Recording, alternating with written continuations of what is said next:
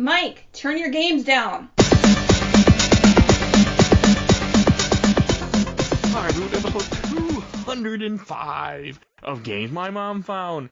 I am Mike Albertin, and who's running around the jungle with me tonight? As always, this is Richard. It's the end of the world as we know it, and I'm going to finally have 2 beers, bitch. You had to get that joke. Yes, I had to. Poor Ken. Poor Ken. No, you've challenged, you said that joke will never get old. It will not. Challenge accepted. It will never get old. And of course, you might know me from my YouTube channel, Rich Kale, as well as fan fiction sites where I have stuff up under my name, or Rich Kale, or Rich Skits Kale, or Rich Gen X, one of the names. Okay. And Cody, swamp born of the house, Laveau, professional exotic animal wrangler, warden of the Riverlands, bender of limbs, winter soldier, gentleman adventurer, handsomest man, I believe it was 2018, breaker of hearts, treasure hunter, very apt to the game we're talking about this evening, friend to every single animal not apt to this game that we're currently playing, father of Grover, TikTok star, author of Harangi Fire, yes, the Crescent City Saint, the Mississippi Miracle, the Acadian Nightmare, the one, the only, thank God for that, Cajun Crippler, wooer of ostriches, Cody Laveau. I'm back, part 3. We're raiding some tombs, y'all. Yes. You forgot a video game ass expert. Oh, yeah, of course. Video game ass expert. That was good. Enjoyer of asses, Cody Laveau. And this game does have ass for you, so. Yes, it does. Yes, it does. So, we are here to talk about, we are wrapping up a trilogy, which is something I don't do in the show all the time. Shadow of the Tomb Raider came out in 2018, developed by Eidos Montreal, published by Square Enix. It's so weird, they don't own it anymore, which I'm actually okay with. And this came out 2018 and came out in Stadia in 2019. Stadia. So, nobody's playing on there, but... Yeah, I had never played this game before. We did the other 2 Tomb Raiders earlier on the show. They were kind of close back to back, and this one I kind of put some time in because I didn't want to burn myself out on a series, because that can happen. Of course.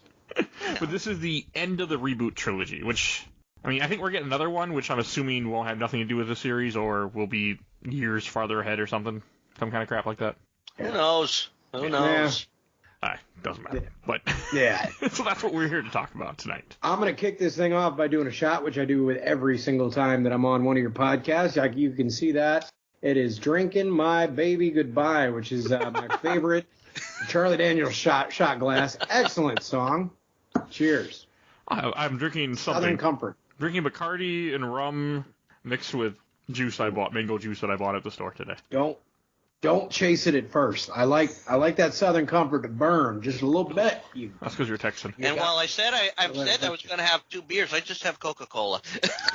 Have 2 Cokes. And I am cracking open the first one. I had 2 earlier. This is 3. You know what Southern Comfort, good enough for Janis Joplin, good enough for me. That's what I always say. Made in New Orleans, same as me. See, I don't normally drink lately anymore, especially not on this show, but every time you're on, Cody, I have to drink. So exactly. I am peer pressured, Mike. I am. This is why my shows are so fun. When you have me on, this is a full-blown Skype party that we're throwing. The only time we're going to talk about video games, I swear. The few times I actually get off my ass and hook up my camera and do video, so yeah. I like that. I like getting to see these handsome faces of Richard and the other guy that hosts the show. Yes, the guy that works from home. I don't consider myself handsome. Oh, you devil. Ladies, you cannot see it. I know that you have tons and tons of female listeners, Mike. But I have some, trust me, for those of you listening out there in podcast land, do not let Richard fool you. He is a straight-up fox, all right? He is handsome. He is a handsome man. So Shadow Tomb Raider I came into with no expectations before. Actually, I've heard, I want to say long before this, that people consider this the worst of the trilogy, is what I had heard beforehand. So I had bad opinions about it at first, but then one of the friends of the show, Marina, had mentioned this is her favorite. I'm like, okay, so it opened my mind up a little bit to take a listen to the show, or listen to this game, and be like, and come at it with that Picard's already hitting me. Come at it with a more open mind. And I was like, now that I played through this entire game, I don't understand why people didn't like this one. You know, and well, look at me. I was one of the ones who played the original Tomb Raiders. I'd watch people play the original Tomb Raiders. And, you know, you hear them, I heard some of them badmouth the series. And once I finally played it, I'm like, this is actually pretty good and pretty fun. And they do have some nice little nods to the original games in these games, especially in this one with some of the costumes you can get. Oh, I forgot I had costumes. Oh, yeah, no, definitely. I played the Angel of Darkness skin for quite a bit of this game, and I don't care if there were all kinds of dramatic moments in it. It was way too funny not to do that. Yeah, or like Polygon, Tissue Box, Boob, Laura. Oh, you were that one? Oh, yeah, no, that one was fun too. But Angel of Darkness, I didn't realize that one was going to be my favorite, but it ended up being my favorite of all the skins. You're talking about the PS2 game, right? Because of the hot pants? Yeah. Yes, like I feel like that's like one of the few that had shorts. She's in the jungle. Like I get that they're stinging insects, but like half of her outfits don't have sleeves, so why not put her in shorts? If you're going to do the homage, you're not going to give her twin pistols, even though they hinted at it. But like you can't even put her in shorts. What's up with that? I think they knew that if they gave her both the twin pistols in this one, they knew Mike was going to try and throw in there a two guns bitch joke. Yes, he would have. Yes. Especially after you drink Would more have been alcohol. Worth it. Would have been worth it. I was messing around with the skins. I was just replaying it, looking over some of the lore items, and oh my god, there's a lot of lore items in this one. Yeah, oh yeah. But I first was in when I restarted the game up, I had it last in the San Jose area. Yeah, that was the name. And I put her into the Tomb Raider 2 outfit, and I then went to a different area. I think I went over to the cistern area. Okay. And damn it just put me in one of those outfits. Oh, when the game switches. Yeah. Yeah, it'll switch it back. And when I went to put it back on, Mm-hmm. it couldn't be selected. Oh, that's weird. Weird. Oh, because of the game. No, Well, but there are it a makes few sense. moments. There's certain Yeah, areas. yeah. There's a few moments where it won't let you pick anything out.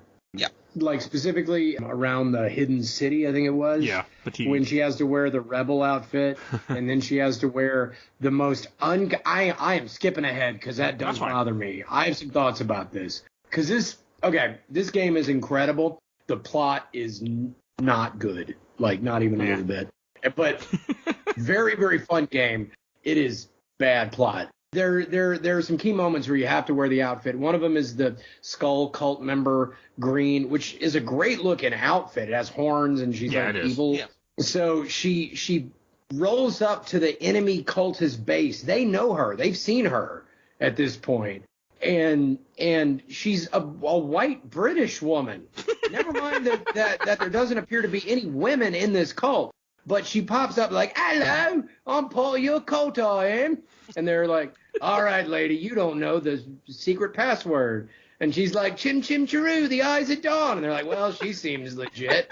And they let her into the most secret part of the base to like light shit on fire. Like her hair is in a ponytail like mine, where it's like it's not even tied back. Like she has a scrunchie in her hair. And she's white, and they're in Peru. She is whiter than Larry Bird, and she sounds like Jane Goodall. She doesn't even throw on an accent. She's like, I mean, was it even a British voice actress? Because that is some Dick Van Dyke Brit. Like, hello, I'm here to steal your artifacts, I am. I'm going to put them in the house. Let me see if I could see anything here. I liked have the it. wiki page load up. But I also it's a very fun game. But there's some plot fuckery going on. Also, Laura is the villain of this game. Hashtag don't at me.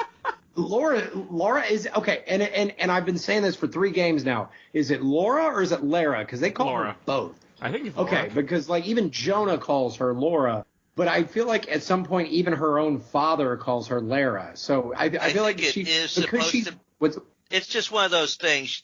She's accepting it either way. Because she's British and she's polite. and she cannot stand even the thought of having to correct someone about her own name, because it would be just terribly inconvenient. And just so you know, Cody, yes, the actress who voiced Lara is British born. Okay. And she also played Josephine Jo Wilson in ABC's Grey's Anatomy. Huh. Which maybe I should have picked up on, because when my late wife was alive, she was a fan of Grey's Anatomy. And she was on the show from, let's see. She started on the show in season 9, and season 10 she was a regular. I don't know how many seasons she was a regular.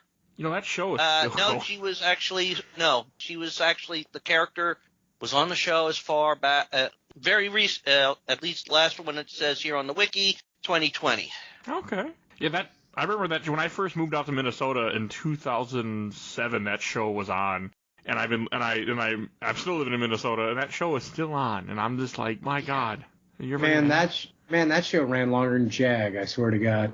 It's trying. It's still. Jag is it's still running. Yeah. Oh, it's still on. Yeah, Grey's Anatomy is still going. How many seasons? Because that came out when I was like a senior in high school. So that's got to be going on 20 years. That show. It's getting there. 19 seasons. Jeez. My God. I remember. Jeez, that is a long. That's what happens. And if it ever quotes, unless Special Victims Unit ends its run and Grey's Anatomy keeps going, they'll have to run a couple more seasons to overtake the record of longest running American drama. Okay. Really? SVU? Huh. Yeah. SVU just took it away from both Law and Order and Gunsmoke few seasons ago when they announced their 20th. Gunsmoke ran off for, like a long 20 time. seasons. Wow. Yeah. So, speaking of Tomb Raider, one thing about this game that I really like. Bonanza was on for 14 years. No, not Mike. That blew me away. Like, in the beginning, just the fact that this game lets you alter so many different settings. You can change it so that way people talk in their native tongue instead of in English, which makes more sense, except Laura doesn't change the language, which doesn't make sense, but okay. But, they did stuff like that. You can change the difficulty for puzzles, for combat, for everything. You can set different difficulties. I'm like, this is great. I love when games give you different features to adjust to a person who want to enjoy a game but just isn't good enough to play it. Unlike some games that have Metroid in the title, they don't help you. But that's another story. No, I did like that. For me, I could make the combat easy, but the puzzles hard, which is how I wanted to do it. Okay. And yeah, I don't know if that's how most people like to do it. There's nothing to me more frustrating than to die in the same spot over and over and over and over again, which to me is usually as a result of combat, covers blown, doing something like that. Yeah. As I've said on the show many times, I'm a dad and I ain't got time for that. If a puzzle just gets too incredibly hard, I can pull up a wiki and just look up the next little step on that if I get stuck, which I didn't for this game. But if I needed to, in theory, I could just barely scroll and kind of piecemeal what I'm supposed to be doing next. Yeah. But combat, it's either get good or turn the game off. So it's nice just being able to just blow through it, to kill some dudes. Combat was a really small part of this game anyway. It is. Which I actually liked. Me too. Because I can shoot dudes in 90% of any games that are out there anyway. And I get that, it was nice to have, and it made for some good set pieces and stuff. But I did like having that option, because I would much rather be challenged in trying to figure out a puzzle than being challenged trying to figure out how to kill a bunch of the same dudes over and over. And speaking of puzzles, I want to say, because I played this on the easiest, I could literally hit L3 and she would just tell me, I should move this. I should move this. I'm like, this is perfect. I don't have to look at anything. I didn't try to figure things out. I'm like, I wonder what to do. L3. Come on, tell me what to do, Laura. Tell me what to do. I played those on the hardest. Never had a problem with them anyway. Anyway, you were going to say, Richard? Yeah, I played this pretty much. I didn't look anything. I only looked one thing up, and that's because I just couldn't figure out, what am I supposed to do first in this room? I see I have to move stuff. I can move stuff, but how do I get it? What do I do first? I had to look it up to get just an idea of what I have to move first, and then everything just fell into place. Yeah.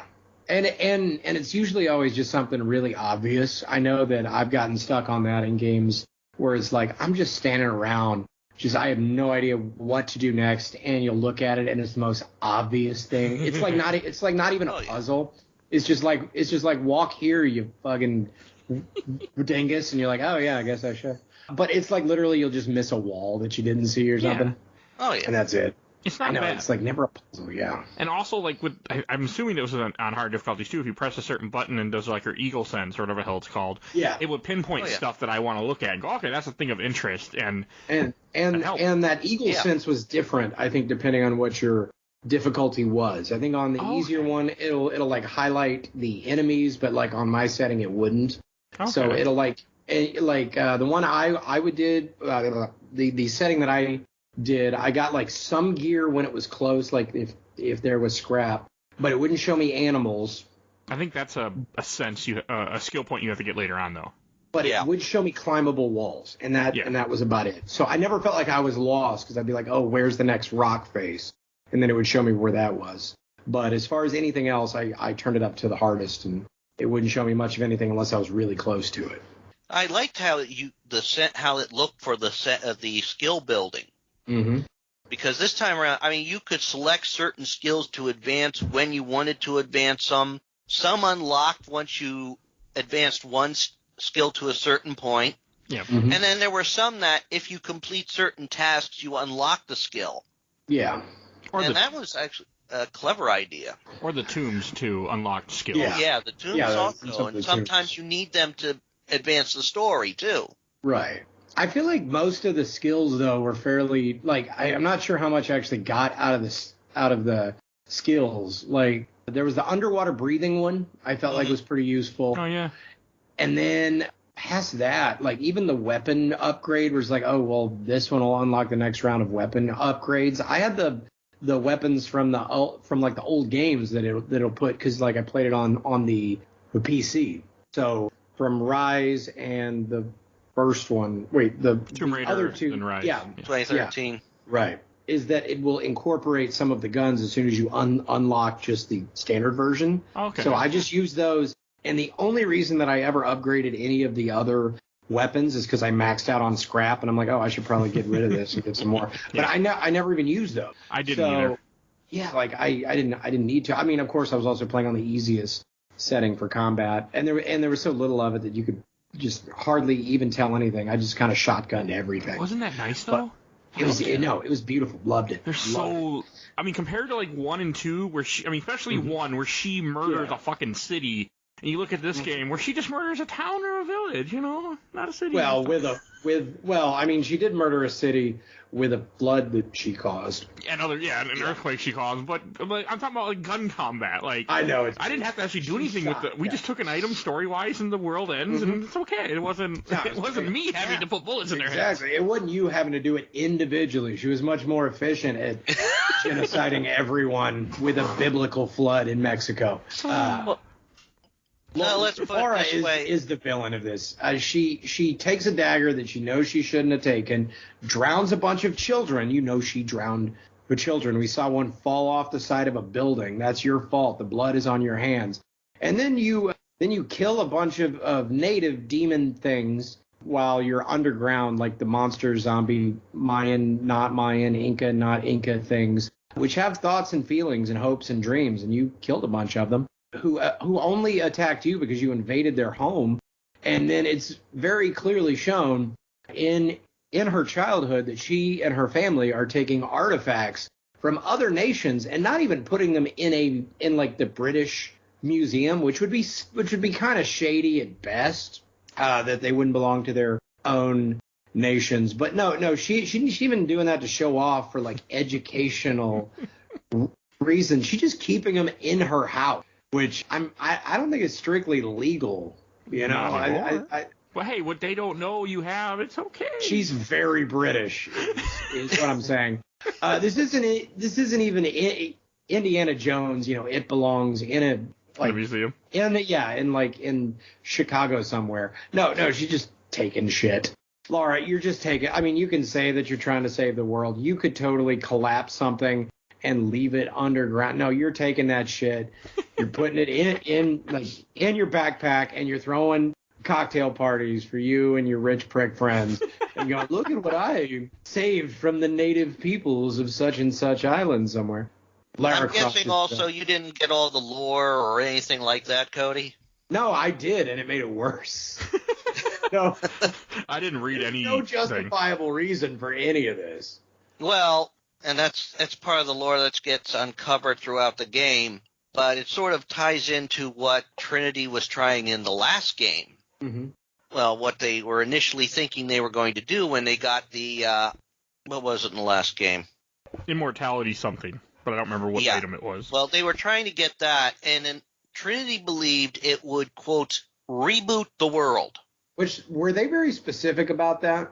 Yeah, yes, it is in the lore. Okay. It is Yeah, and that's what I mean. Like, that's the whole plot of this game, is that he thinks that what he's doing will, and which also reminds me of Templars and Assassin's Creed. But this game was very Assassin's Creed with the chase, and I mean, like, even more than the other two. But anyway, you were saying? But Trinity wants it to remake the world in their image, and they are these nutcases in the church that believe that they know what is right, they know what God wants. The last time God destroyed the world, he promised not to do it again. Well, with the flood. He promised not to do it with the flood. He could light the entire world on fire. I don't think God specified that. But what they figured is that these two artifacts, the knife and the box, those are the tools to destroy the world and restart it again. Mm-hmm. And that God put it in man's hands. Yeah. So that's what they're doing. That's what they believe. And it's also revealed, like, throughout the story, the lore of the game, that the head of Trinity is always called Dr. Dominguez. Okay. Amaru, who is a citizen of Petiti, and ran away and then came back, and his younger brother was the quote ruler of Petiti. Mm-hmm.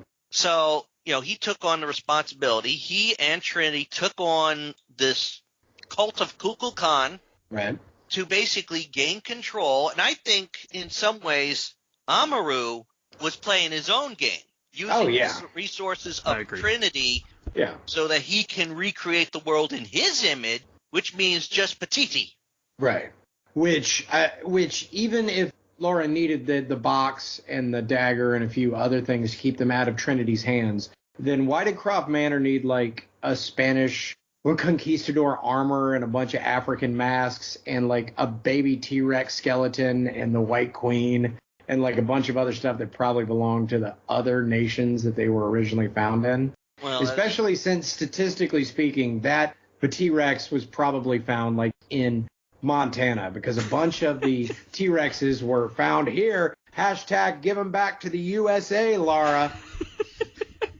We're all affected by the Croft family's crimes and just stealing stuff to put in their big, cool castle mansion. Well, by the ways it looks, it's basically her father was initially interested in research into the possibility of an afterlife, trying to figure out things and all that. Immortality, and then he finds out that, well, perhaps living forever means your children and everything, which is such a, like, interstellar cop-out, like the power was love the whole time. Yeah, but I would be a little bit more upset were I the Father Croft. Yeah, now he was also getting to know the people involved in Trinity, but he didn't know that they were Trinity. Okay, see, that I was curious about, because there's a scene in this game where Dominguez was like, oh, your father was a good man. He was really smart. And she's like, what? And he's like, yeah, we worked together to figure out immortality. It's like, my father and Trinity, they never bring that up in, like, the first two games, right? Was that ever hinted at? It is actually. It is, because Anna worked with Trinity, and she was also trying to get him to stop the research. Okay, so it was established that to stop the research, since he's not sharing it, or discredit him. I don't know. It seemed like a big reveal to me for something that he needed. When the discrediting didn't stop him, they had to kill him. Right. But in the most and the most Epsteinian fake suicide that I've ever seen. He was on the phone, which I know I've had some bad conference call too, but there's no way that guy did that. That was horrible. No, they staged that in such a ham-fisted way. Yeah, but when they got the resources to control everything. That is true, but I feel like they could have executed it better, pun intended. But like and then Lara was shocked. She's like, "You killed my father?" And he's like, "Yeah, like you didn't figure that out." Like, well, we didn't do a good job with it. I mean, like not even him specifically. They're like, Trinity executed my father, and they're like, yeah, he wrote like books about how we were out to get him. Like, how is this news to you, lady? Like, we're evil. I do like Trinity. I mean, no, Trinity's a good group. I wish they would have been in the first game just to like have that ultra connection, but I'm okay with them being in Rise and this one to help really connect the story. Like, I'm okay with that. Well, I liked one for what it was. Yeah. In the whole cargo cult. One is still my favorite plot-wise. I think that's a really fun game, but too much combat. Yeah. Well, yeah, no, yeah, like it's weird now. I'm just realizing that now. If you can imagine one being on the very top for plot and the very bottom for gameplay, and Shadow being on the very top for gameplay and the very bottom of plot, and those two games sort of crossed over each other as they went along, and I'm starting to realize that Rise of the Tomb Raider might be the best one in my opinion, because it is great. Because that's a really good plot, but the gameplay is also pretty fun. Not as good as 3. The plot's not as good as 1. But it's kind of the best balance for me. I don't know. That one's very much about salvaging and finding things, where this one, well, the first one's a lot about combat. The second one's all about gathering resources, killing animals, finding items, all about gathering. This one felt all about puzzles and parkour. Lots of parkour. Loved it. I love the swinging axe, even though it physically makes no sense. It's so cool. She's Spider-Man. It's so dope. I don't mind it. That axe. She's climbing upside down somehow, and the only reason she can climb upside down is because she got like some spikes on her feet. Would that work? No. Okay. Like not to make her hang upside down. That is a real climbing thing, but you can't like strap some metal to your feet and then just suddenly like be able to Spider-Man upside down. I love it. And I get that you have to have some kind of a reason for her to do that. But it's a video game. We're all having fun, but it's ridiculous. A question that only Cody can answer out of people I know. Okay. So you fight a jaguar in this. Are they that vicious in real life? Jaguar. If you ran into one, I'm wondering. They can be. I would say more so than most of the other animals, both in this game and any non-bear animal that's been in the Tomb Raider franchise thus far. In that jaguars can be very territorial and very sneaky. There were two things that I did not quite care for in that. They might have been hunting in pairs if they were both males. It's not likely, but it could have happened. Oh, okay. Because they're very solitary critters unless they're mating, and I really highly doubt that a male and female would have teamed up like that. But, beer. What I do think, I know I am talking about the jungle cats while we're catching a buzz. This is Cody Laveau as fuck. Okay, so yes, leopards, absolutely yes. If this was set in Namibia and this was a leopard, 100%, this kind of thing very well could have been. Jaguars can, but it would be very exceptional circumstances. And given the size of what they are, I do believe that they would have been very capable of doing this. It's just not very likely. Okay. Here is a fun fact. Jaguars' jaws are some of the strongest jaws on the planet, especially for large cats.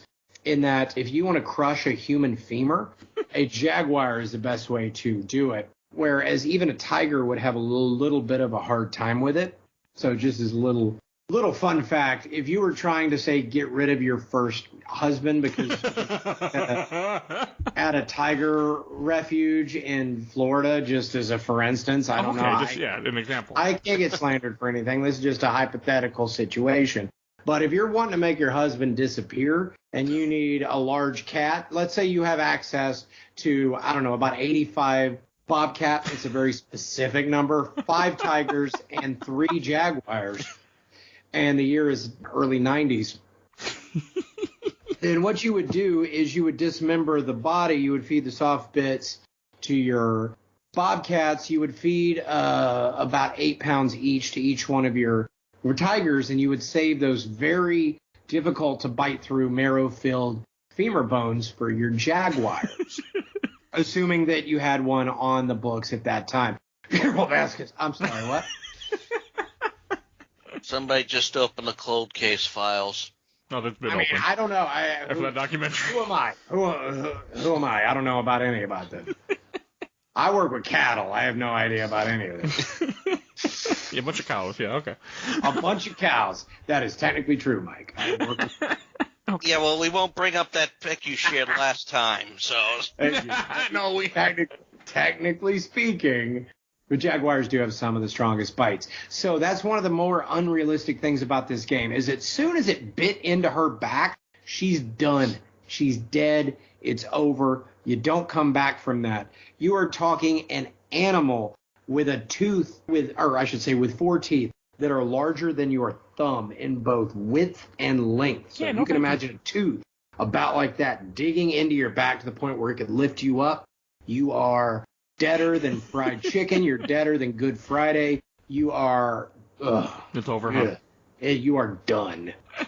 And that's not the way that like large cats will usually attack. Tigers and lions, what they'll do is they will flip you over, put that big paw on your chest, push the air out of your lungs, and then clamp that throat right on down, and then you can't move. That's how tigers and lions get you. Smaller cats, and I say smaller because they're not smaller, but they're technically smaller, animals such as leopards and jaguars. Cheetah isn't even going to go after you at all. Unless you've cornered that thing, it'll swipe you and run. But jaguars, leopards, even caribals, if you really make one mad, what they'll do is they'll pounce and they'll put both of those paws on your shoulders, knock you back to where you're laying on your back, keep pinning you down, take its back legs and bicycle kick your guts. And it will absolutely shred you from about nipple to thigh until you are hamburger meat, and just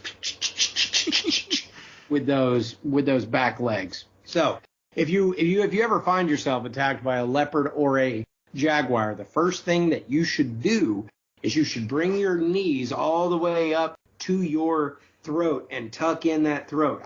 You folks listening to this can't see this, but I'm showing them exactly what to do. You bring it right up in here and you lay on your back flat. Your shins are going to be done, but it's going to keep your guts inside of your body. Leopards and jaguars are no joke whatsoever. See, this is why I'll stay in the United States and I'll stay in Minnesota.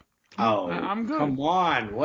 Life is an adventure, man. I would never go to Peru. I mean, beautiful as it is, I don't like the idea that things can kill me. Go up. Oh, stuff can well, I actually don't want to travel out of the country because I'm scared too. I'm living proof of that. I have all kinds of scars. I've seen. I've heard. And yet, all this we've talked about, you've mentioned the tiger, you mentioned the jaguar, you mentioned the lion, or the leopard. Bobcats too, for some reason. But none of them are the deadliest cat in the world. Mm-hmm. I don't know where you're going with this. I'm curious. The deadliest cat in the world is the black-footed cat. It's got a 60% success rate. It technically... Yeah, I mean, you're not technically wrong. When it does attack, it will absolutely. What's the black-footed cat? Go ahead, tell him. It is about the smallest wild cat in the world. Okay. Now, I will tell you, feral house cats, just the cats you see, when you turn them just absolutely out in the wild to start hunting for themselves, you have seen those cats out there, and your first thought is, oh, he's so skinny, I bet he's starving. No, that is how they naturally are supposed to look. Feral cats, like domesticated cats turned feral, are the meanest sumbitches you will see crossing the street. That sounds like a joke. I used to be a dog catcher many, many moons ago. One of my very first calls ever, I was in a garage's utility closet, and they had 2 feral cats in there. So this is a closet about the size of a phone booth. I went in there to go and get those cats. Dude, it was like being inside of a blender. What those cats can do. They just start throwing paws at you. They bite. It's fury. I know it sounds like a joke, but just... No, I know you're not joking. Like, dude, after that day after work, I went to Goodwill. I bought a motorcycle helmet with a clear, like, plastic bit. I bought a fake leather jacket and welding gloves. And any time that I ever had to catch a feral cat, I put on that crash suit, and that's how I would always catch them. And by the time I got fired from that job, that motorcycle helmet had deep claws in that plastic where my eyes should have. And it should be known that the domesticated cat is the 4th deadliest cat in the world. I would not doubt that. They are mean. No, I've seen what my friendly kitties can do when I piss them off, or if they just start playing. Like, yeah, I would never fuck with a giant cat or any cat. Like, no, I mean, I understand those are murderers just waiting. You ask anybody that lives on a farm and has like barn cats. Those sumbitches can take down a draft horse, all right? They are mean. Well, one example is we had a mouse not too long ago in our house, and my wife found it and went to go pick, and she thought it was a toy at first, and she picked up, or thought it was something because she saw a red thing, and then she noticed the mouse. She's like, "Tell me that's fake." I'm like, "No, that's not fake." But his guts were out, so one of my cats just gutted the thing and just left it there. And left it there like a serial killer. Yes, leaving its left it there to say, "Here, I caught this for you." Oh, one of my cats, what she'll do is she'll pick up a toy and she'll come to me and she'll make a certain cry and then drop the toy and want pets. Luckily, I always check to make sure it's a toy because she used to live on the street and she's a freaking killer. We once saw a mouse and I saw it run, and that cat moved in like just boom, all of a sudden it was in his mouth. I'm like, how the hell did you do that? Just grabbed it. Just was like, oh, what do you want me to do with this? And I have tried telling this to people so many times. If there's feral cats, you do not have to feed them. I've seen so many old ladies who will just buy bags of feed and put them out on their back porch at night. You're going to end up with a nocturnal zoo. You're going to have all kinds of critters out there you never wanted. Do you want skunks? That's how you're going to get skunks. But more importantly, cats do not need to be fed. Cats will hunt. If they have at least 2 legs and at least 2 or 3 teeth, they are perfectly capable of feeding themselves. I have seen cats in the most raggedy conditions who are cats with 3 legs, cats with half a jaw missing, and they're still getting birds and mice and all kinds of. They feed themselves. They are very, very good at it. And if they're leaving presents for you, it's because they think that you're kind of a bitch, and they think that you are not capable of catching mice. So odds are your cat thinks less of you, which of course it does, because all cats. Oh, hey, I'm fine. I can kill all the mice that I have live traps. Cats think that they're just because I can't kill myself. You can't feed yourself. Here's a free bird. Go and eat that. I have a rule. Like if a mouse gets killed by a cat, that's their own stupidity as a mouse. Yeah, exactly. If I set a human trap, I want it to be a live trap because I don't want to kill it. I want to catch it and then drive to the park like 3 miles away and drop it off so it doesn't come back. Right. I mean, you'll probably die anyway. But at least it dies. If something gets used for food, I have no problem. Whether that's the cat eating it, whether that's me, not a mouse, but if I'm going to kill something and it's not immediately trying to kill me or something that I'll shoot coyotes if a coyote's trying to eat one of my goats that I have out in the yard. Right? Your cattle? No, I also have a pet goat.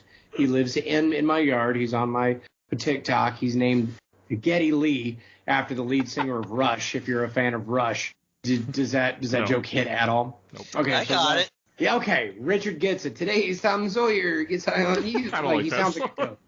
I know. So if a coyote is out there trying to get Geddy Lee, he is going to catch a bullet, and I don't feel bad because he's trying to eat my goat. But even though I'm not going to eat it, but if I'm going to kill something myself, I want to be eating it, whether it's a dove or a duck or a deer or a pig or something. But no, I don't like the thought of killing mice if it's not going to get eaten by something. But I got barn cats for that. But yes, that's just the food chain, Mike. Mike. But yeah, that doesn't bother me. That's just one of those things where I would catch them as many as I could. Let them go. Yeah. And I took them to a park, and I'm like miles away, and then just let them go. Yeah, I mean, there's hawks there, so I mean, the chances are they got eaten by somebody, but at least they had a fighting chance.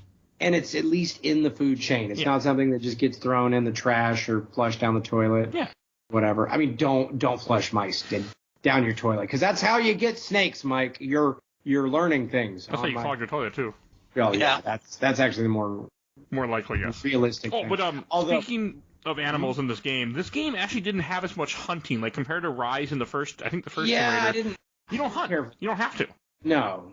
Yeah, well, I did, but there wasn't really much of a point. They had like javelinas. They had some capybaras. Although, what kind of monster are you if you're shooting capybaras? They're adorable. I love them. And then some birds and stuff. But yeah, there really wasn't a lot you could get. You didn't need to. Yeah, but when you think about it, though, if you're living in the jungle, capybaras are a good source of meat. I'm sure. And they're also giant rodents. So, I mean, we're bringing it all the way back around. But, you know, but they're just so damn cute, Richard. I love them. I know they're cute. I know, but everything's got to eat. And if you're down in South America, which they did have llamas, which I could not bring myself to kill one of those. I didn't even try. Yeah, no, I didn't. I didn't even know if I could, because they're just too cute, and there wasn't really much of a point in me doing it. The ones that got me in this game were the maned wolves, which I think they only appeared. Were they in just one of the tombs? I think they were just in one of the tombs. In one of the tombs, I think they were in tombs. There was a cave of them outside the city that you had of a Petiti that you had to actually clear out. That sounds right. Yeah. I know I played through a couple of spots with maned wolves, which was easily, I think, the least scientifically accurate. That and the moray eels. That one was weird too. Oh God, I hate those. Aren't I hated them when you're swimming along and blah. All the eels. Yeah. But then again, I'm swimming through. There's this damn moray eel. There's a bunch of piranha up there. Mm-hmm. The piranha. I hated the piranhas more than anything, because they're like an instant kill, and they're hard to see, and I got so. The maned wolf one was the one that really got me, though, because while they could technically be in Peru, they're not going to be. I don't know exactly where in Peru they're going to be. I think like their range is on the very far southeast edge of Peru. They're not going to be living in really large packs like that, and they're definitely not going to be eating you. They're terrified. I've seen a few maned wolves, and they got the size about right. They're really freaky looking, kind of, those big long legs, but they're not aggressive. They're not mean. Like, they don't attack. Like, you would really, really have to be pissing one off. And they certainly don't live in caves. I don't know what. I mean, I figured they're like, oh, well, we got to have some kind of monster. There's no bears here. Well, and there's no jaguars in Peru, so we got to do something. Well, I just looked up here, and it does look like their habitat reaches to Peru. But just barely. Just barely, yes. They must have been right on the border of, like, Ecuador or something. Okay. Or Uruguay. No, that would be Uruguay, like south. Yeah. Yeah, but I mean, they could obviously get into that area. But they live in the grasslands. They don't live up in the mountain, which is another thing. I know it's semantics, and I'm the animal nerd. Yeah, you're the only person that would have got that, so that's part. But it bothers me. And there's definitely not moray eels living in freshwater in Peru. Oh. That one was. Oh, they're only in saltwater, huh? That is egregious. But a guy like me had no idea until you just told me. I mean, I should know that because I know eels. But like that's like think about it. But like Little Mermaid, like she had two pet, like Ursula had two pet, like, but they're and like not even in a big lake. They're living in like ponds. What are they eating? They're giant carnivorous fish that look like snakes. No, they live in coral reefs. They sneak out and chomp on a piranha when it strays from its group. And you really got to be pissing one off to get bit. I mean, they're not very nice, but they will hide from you. I've swam around eels. They will make a show of it, but they would much rather hide from you. I mean, they're very big and very scary looking, but they're not out there to hunt you. But this game had so many underwater segments, and they work really well in this game. I did like it, and I do not like water levels, but minus the piranhas, I did really like them in this game. I was surprised how well it worked. I mean, and it brings up the tension too, because there are parts where you go for a long time without air. And that's why, like, like the first skills I did were like the Cayman's breath. It was because I wanted to be like, I did not want to drown. I get anxiety of that ever since like Mario the 64 or like maybe even Sonic. Like I just get like really, I just get the. Well, I get it. I mean, there's a couple parts where she has to push stuff when she's underwater and move blocks and move things, and I'm like, oh, like I can't even imagine those tight spaces and stuff. And I know that they're scripted, but it's like it still gives you that little those goosebumps. Yeah. Well, can you imagine in real life being underwater and like your only way out? I would die. I would die. I would not like. Do you ever do that thing where like we're like you're playing a game, and like you hold your breath while they're holding their breath just to see if you could do it? I do, and I can never do it. But again, I'm a smoker. I used to be able to hold for I feel like I was getting close to a minute. I used to swim every day because my apartment building had a pool, so every day during the summer I'd go swim, and I got my breath pretty good after a while. Yeah, so I mean underwater.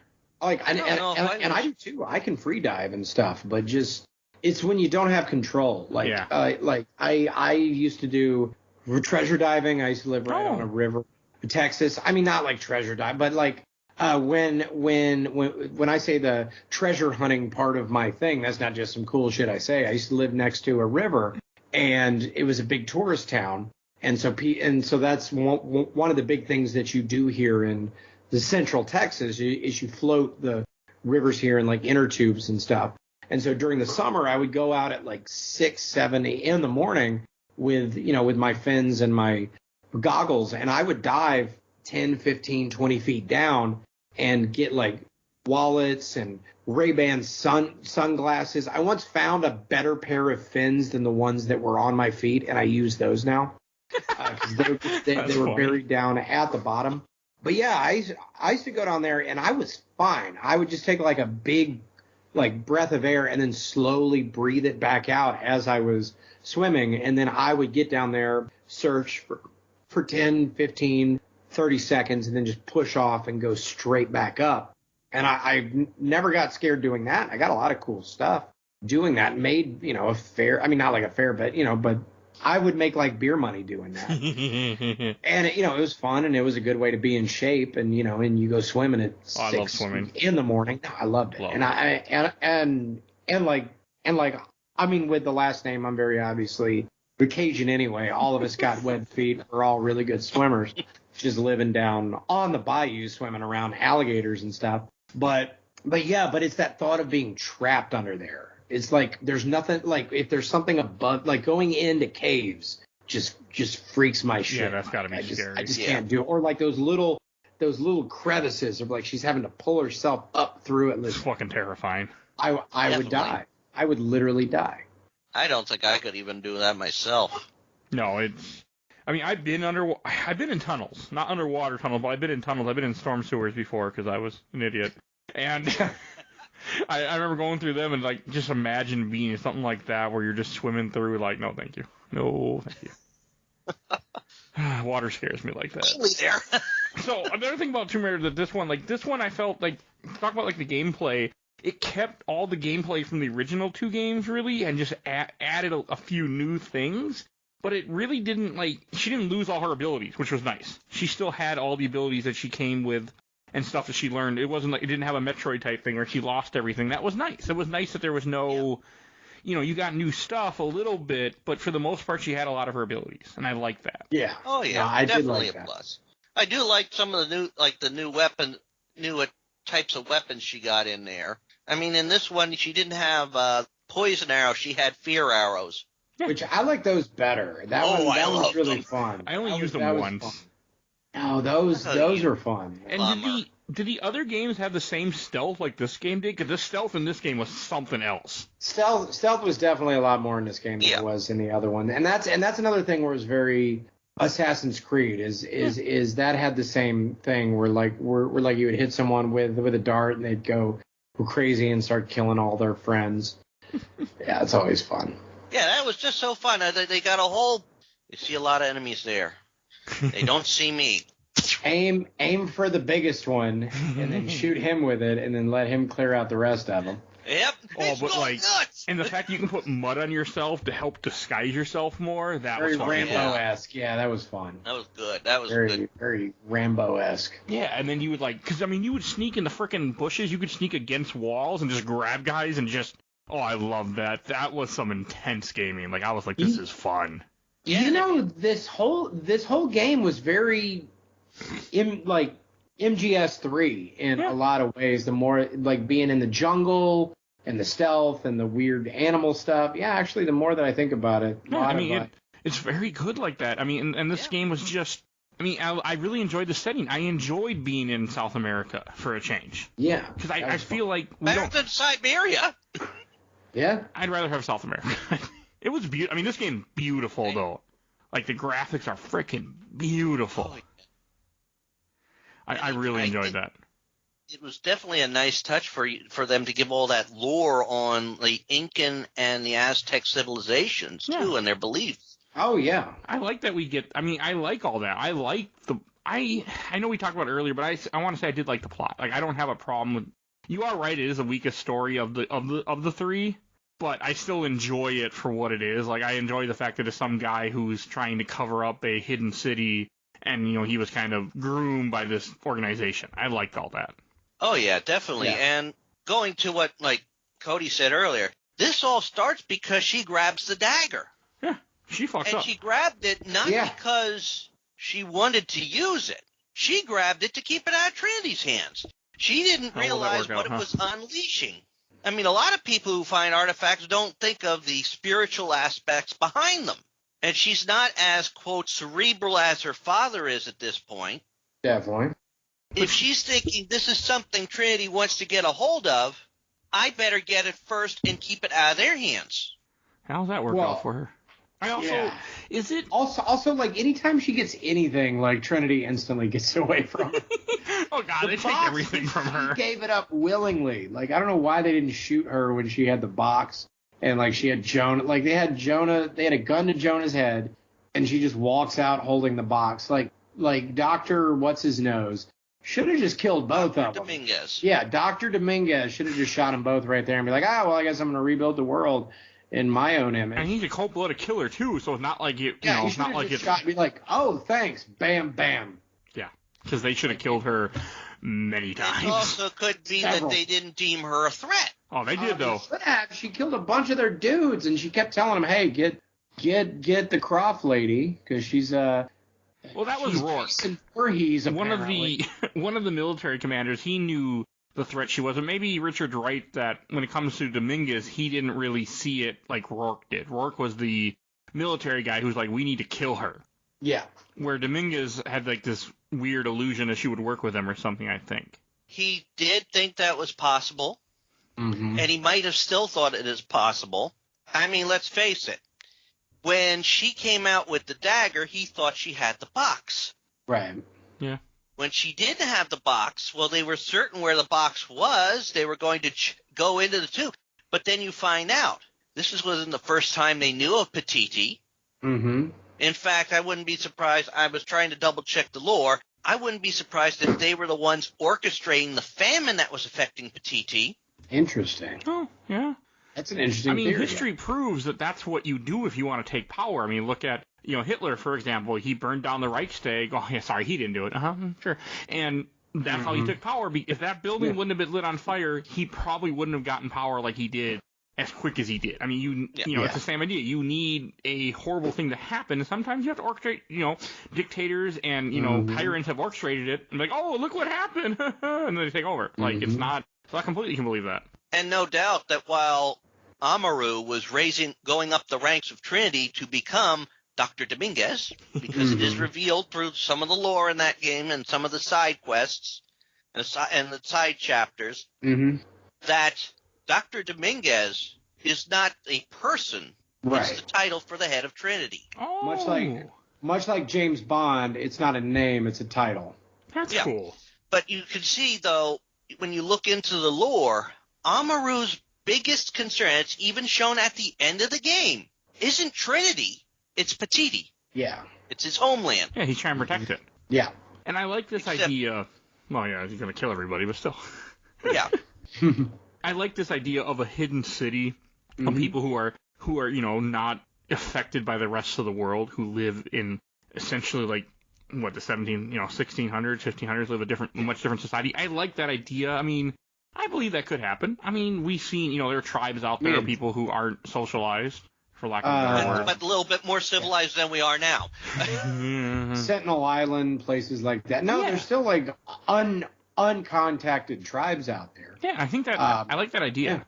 Yeah. Amazon still has them in places that do. It's been very interesting anytime, because I have looked into that kind of stuff a little bit. There was a movie that came out, I say a few years ago, probably 10 years ago at this point, that Eli Roth made called The Green Inferno. Oh, yes, I read about that one. So that tribe was an actual tribe that he filmed, and they had very minimal contact with the outside world. They would do some trading with like boats that would come up and down, but they willingly chose to stay out of the influence of the rest of the world, knowing that the rest of the world was out there. So it's not an out of, like, this isn't some kind of like fantasy fiction thing. Yeah, I mean this kind of thing actually has happened. And then Eli Roth actually went out to them and set up a projector and showed them the movie Cannibal Holocaust. Oh, and Lord. No, they thought it was a comedy. They were laughing their asses off at it. They thought it was hilarious, which I thought was funny. And horrible. Like, yeah, I mean, that's horrible and funny. I would have gotten a little bit nervous once the tribesmen were finding that movie funny. It's an interesting movie. You should watch it. Just don't watch it. Don't pay to watch it. Wink, wink, nudge, nudge. Because there's actual legit animal cruelty in it. But it is a very important film to watch, and I think it's actually very well made. But they actually did kill some actual, like, the sea turtles for that and stuff. But there is like an actual contacted, there are actual uncontacted or minimally contacted tribes out there. So this kind of thing not only could happen, it does actually happen. I don't know in Peru or not, but I know that was always kind of speculated, because they would live so far up in the Andes Mountains that they would just never came into contact with anyone. There's just tons of wilderness out there. I mean, I really like even the in our own nation right now. Look at somewhere like the state of and I know somewhere, or someone listening to this show right now is listening from the state of Idaho. I know someone is. Very, very few. I can tell you that. But I mean, look at it. It's something like 85% of that state is not only not lived in by anyone, it doesn't have roads. There are parts of it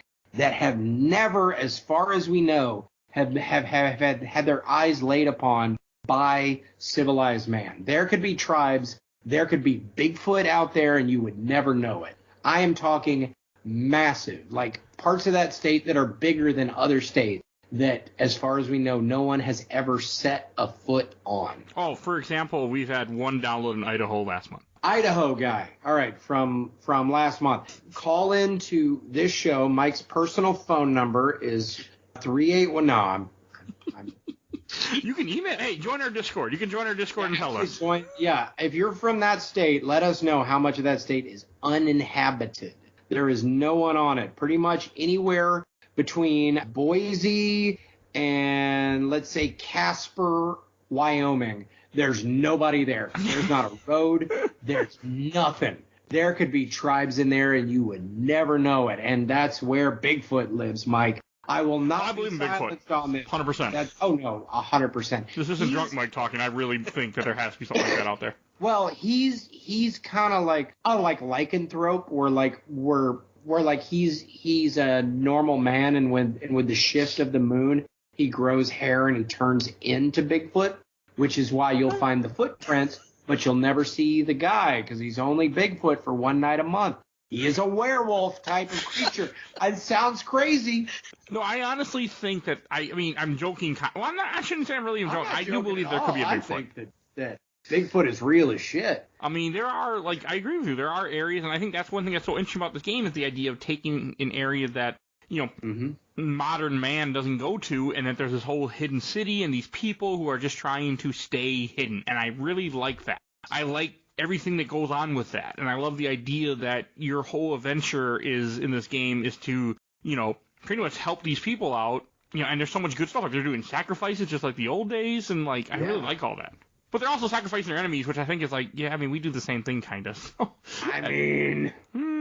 so they're not that far off. Like one little side quest in the game. I don't know if it was just added on as part of the additional stuff, but you actually stop a sacrifice because it's a little child. Which I felt bad because I did not have time for that. So I was like, oh man. He runs up and he's like, hey, my friend's dad's about to be killed. And I'm like, man, I got to finish this game in the next 4 hours. So did you beat this today? Yeah, I finished it this afternoon. I didn't do the side quest. I didn't do, I started, I was like, I'm going to do all of the tombs. I wouldn't, and then I can go back and do the side quest. And then I went, oh shit, it's Saturday. I better finish this thing up. Yeah, there's only one actually bonus tomb that, one of those extra tombs that you can only do after you finish the main game. Oh, that's what you were talking about. Yeah. Okay. I did a few tombs. I did 4 or 5 tombs. The only reason I stopped because there were a couple where I needed a certain knife, which you had to do side mission to get, and I'm like, well, that's nice, and I just moved on. I did the ship. The ship was really cool. I think I don't remember if I did a few. I might have done the ship, actually. I think I did the ship. That was the ship. It's a Spanish galleon or something, or yeah, there's galleon because I'm like a sucker for that, and I've been writing a book that 90% of it takes place on a ship. So I've had nautical stuff on the brain. So as soon as I saw that there was an optional ship tomb, which I think the first or second game had one of those too. Probably the first one had it for sure. Yeah, yeah. And it was it was like a ship inside of a cave somehow. Oh yes, I'm looking it up right now. I still think it was the first one. Yeah, it probably was. That just seemed like the first one. That was my favorite. The tombs were good. The few tombs I did in this game were really good. I enjoyed them a lot. Yeah, those, I think a lot of them were more challenging to complete. Yes. Yeah, I'm looking at it now. Yeah, I remember doing that one. But I gotta say that you didn't have to do a lot of killing in the tombs. They were more puzzle. Yeah. Well, I think they've always been like. Yeah, but this game in general was just so much less killing. It was kind of nice. She's not I dug it. Yeah. I mean, she still kills people, obviously, but nothing like what she did in the first 2 games. Yeah, I mean it's nice. Other than, and some of those extra tombs and chapters, they added also more to the story. I mean, there's one where, there's some that you're actually trying to get the items for the son, for Umara. Yeah, you're fine. The rebel queen. Her son, the rebel queen, her son, because she dies in the main story. Spoilers. Shocking. Yeah, spoiler. Yeah. The game came out in 2018. Spoiler. I actually knew her for the stuff I cover on this show, but yes. Right. Yeah, but it's not as new as the one that's coming up next week. No, you're right. No, that is much newer. But no, you have to find certain items that are more ceremonial. Mm-hmm. So you have to hunt those down in a side mission. But in one, they find this disc, this code disc that was Amaru's. Oh, okay. And they think it leads to something. But what it actually, it's nothing secret, nothing for Trinity. It's something that he was trying to get, he was very close to his brother. Right. I mean, of course, like brothers, they butt heads, but he joined Trinity. He shares that he's joining Trinity to help Patiti, which is actually the start of where you see. So after Laura finds everything and finds the notes that he had left for his brother, she does the only, quote, reasonable thing with it. She gets back into the Serpent Guard costume. Mm-hmm. And I did love that part about cool. Patiti. Yeah. Because to speak to some people, you had to be dressed as a Serpent Guard. Some of the things, you had to be dressed as a Serpent Guard. Yeah, it was cool. But to talk to others, you had to be dressed as the rebel, the blue thing. The blue outfit, yeah. But when she takes it there and gives it to a guard to give to him, to Dominguez, mm-hmm. She actually, as he's taking it up, she's like, Amaru, and then she disappears from sight. And he's wondering who got this back for him. I mean, it was just the right thing to do in that case. That's cool. Yeah. There was a lot of that is a very nice touch. There's a lot of intense moments in this game too. I want to say, like, the parkour can get pretty intense, and it felt really good. And the fact that, I mean, this game is a fast travel system, obviously, you know, jumping back and forth, which is nice to have. I didn't use it except for in the end when I was trying to do a few tombs that I missed, just because I'm like, I wanted to experience more. So I wanted to say this earlier in the show, but I want to say it now. I got this game for free on Epic, because last year they did like a free week thing where all 3 of these games were free for a week. Mm-hmm. That's actually why this is on the show. that's what led. I got the games. That's what led to me putting all 3 on, because I'm like, well, I got all 3 for free. I already had Tomb Raider 1 on Steam, but I'm like, well, if I get all 3 for free, why not? And might as well. That led to this whole thing. And so if you're listening, and if you're like me and grab every game for free on Epic just because it's free, it doesn't hurt you, like, why not? You might already have this. Go play it. So I want to say that. Great. Yeah. That's what led me to finally playing the series, and that was. But no, I mean, I think this game had very good set pieces. Like, one thing we hadn't talked about yet, when you go in the underground tomb, which is the spiritual element of this game, or mystical element might be the better word. Like, were those things humans that you're fighting? Because I consider them not human. I wanted your guys' take. Well, Richard, go for it. No, I'm trying right now to think of their name. They are human in appearance. Right. Yes, but they took 2 or 3 shotgun blasts to the chest, so in my version, that's not human. There's a line where she's talking, and again, this is just because it's been very recently. The tribal woman that gets shot, she asked when Lara first leaves and like escapes and gets away from those people, or that tribe that's down there, the descent tribe that's way on down there. She goes, hey, there's like some monsters down there, and she's like, are they people? And she's like, well, they're not really people, and they're not really monsters, but there's something else. And then I think she leaves it kind of vague. Yeah. Well, there's always, in each of these games, there has been some supernatural undead entity that has been either they are protecting the object for a reason, or they are not. They are either for or against you. And I think actually in this one, this is the first time that those entities, well, they're against you at first. They realize what you want to do, and they join you. They help you. I really like that. Which was a pretty cool turn. I did like that. In my head canon, what these things were, and again, this is not backed by anything, but then again, I also don't read the lore all that much. But if you saw the movie The Descent, and you wouldn't even have to. Okay, I know of it. So the plot of The Descent was in very recent, history, just before human beings became the modern day human beings. We were a bunch of Homo erectus, Homo australopithecus, etc., is one of those things that were very much like us, just happened to have a divergent evolution around the same time as us, and they lived around caves. And so, 400,000 years ago, this species that was very, very close to us and looked very similar to us evolved at the same time, but they evolved underground. So I was thinking of these things being as like a Neanderthal to our Homo sapien, if that makes any sense. Oh, no, like that does make sense. They're very close to us, but they're not quite the same. Okay, well, I do have I've opened up the Tomb Raider wiki. Okay, what you got? And I'm going to butcher these names because I'm American. I'm not Spanish. You will do better than me, I guarantee you. But the Yoxel, hopefully I said that right, they were created as protector goddesses of the silver box of Ixchel. Okay. And they, obviously, if you can get by them, you are supposed to be worthy of it. But, of course, the truly worthy, and somehow one of Trinity's people did get past them and took the box and got it out of there and eventually realized no one is really worthy of this right now. I would say worthy would just mean that you had a shotgun at some point. Well, worthy being using it not for your own purposes. Right. A pure soul should use it. Someone of moral fortitude. Someone who would not use it to recreate the world, but let it be what it's supposed to be. Okay. But they were created by the goddess Ixquick. Okay.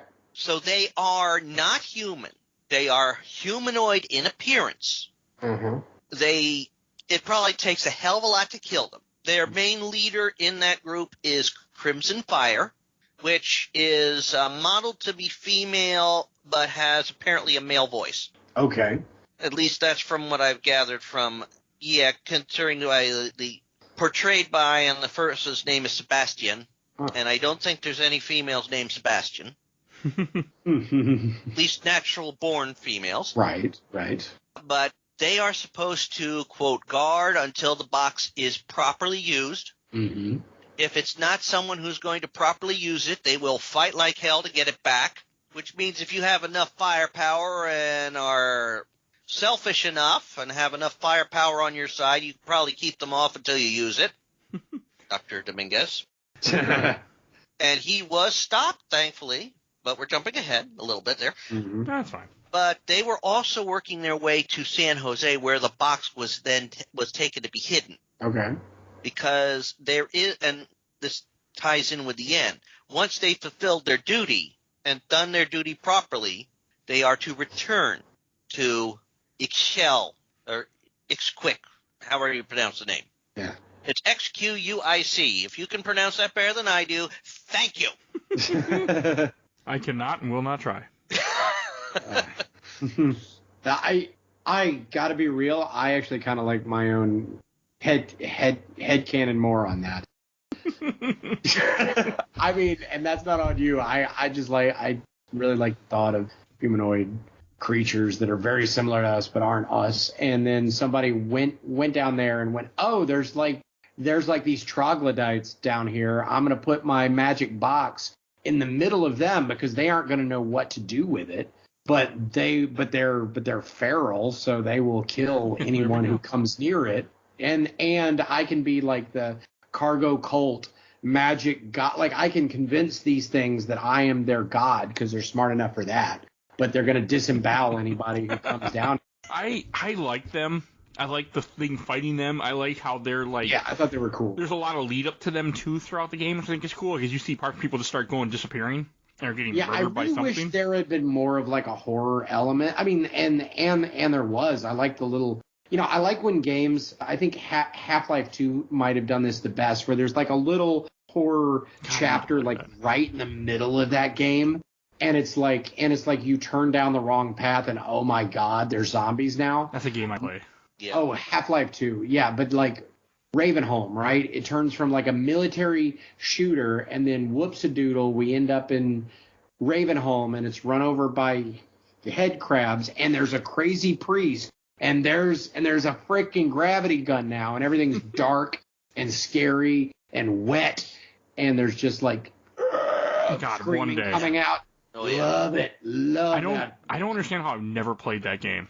You've never played Half-Life 2? Never played either of them, actually. Holy shit, dude. Like, it's great. I've never played the Half-Life games either, so... Half-Life 2 is legit one of the best games. And I know that's such a basic bitch thing to say, yeah, but it's that way for a reason. That Half-Life 2 is so much fun. One day. Well, that's not going to spoil anything because, like, Ravenholm is, like, chapter 4. I know a little bit already. So. Yeah, but I love that there's, like, a military shooter, and then there's like a horror element for like 2 hours, and then it comes back into being a military. Like I like that. It has been remarked on a few times that I've seen. It's just such a change. It's just such a drastic change that it catches you off guard. Yeah. But at the same time, it also fits in that world so well. Like it really does. Like it's not even like a thing of like, oh, this is like a whole different game. No, it still feels like the same game. It's just like, oh,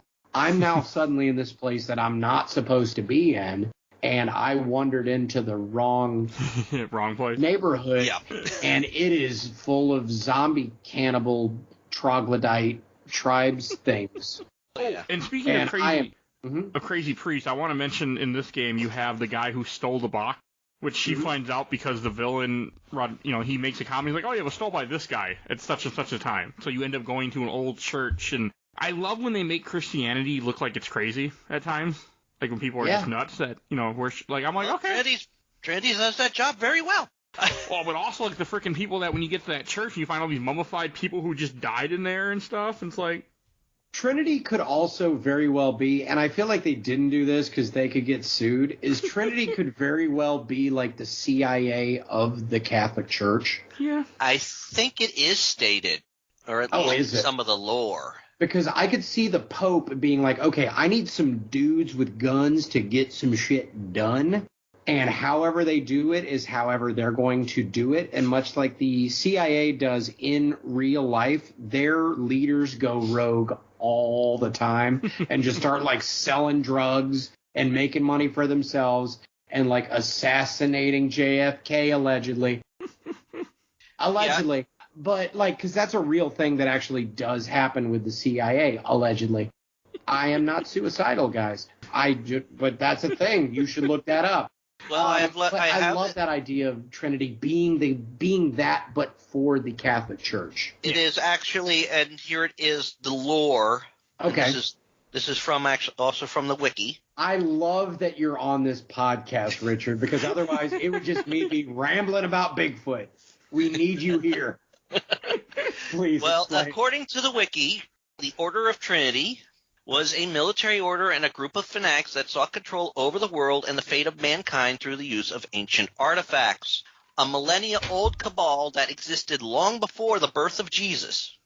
Trinity eventually became associated with the Roman Catholic Church by 978 AD. One of its senior leaders was a Catholic bishop. Huh. This association persisted into the modern day as a mercenary hired by Trinity for the Kitchet's operation in 2014 was able to trace the source of the organization's funding to Rome, Italy, and the leader of Trinity's High Council prior to Dr. Pedro Dominguez was a cardinal. And then so I was right. One of my headcanons is right. Look at me. This is the best podcast I've ever been on. They were following the Deathless Prophet. Oh. Yeah. And Petiti and the cult. Let's see. They sent an expedition in search of the fabled key and silver box in the hidden city of Petiti in 1603. The expedition team became part of a Jesuit mission consisting of 12 Spanish soldiers and 2 Molliser dogs led by Trinity agents and Catholic missionaries, and Andres Lopez and Trulos Serrano. Petit was discovered without any difficulty thanks to the directions provided to Trinity by Jesuit missionaries at the nearby mission of San Juan, and Lopez and Serrano were able to allay the petition's suspicions of outsiders. They ventured into the ancient cenote that contained the silver box, but the undead entities guarding the artifacts harassed the expedition until only Lopez and Serrano remained. They retrieved the silver box, but their exposure to the artifact's supernatural energy had caused them to become disillusioned with Trinity.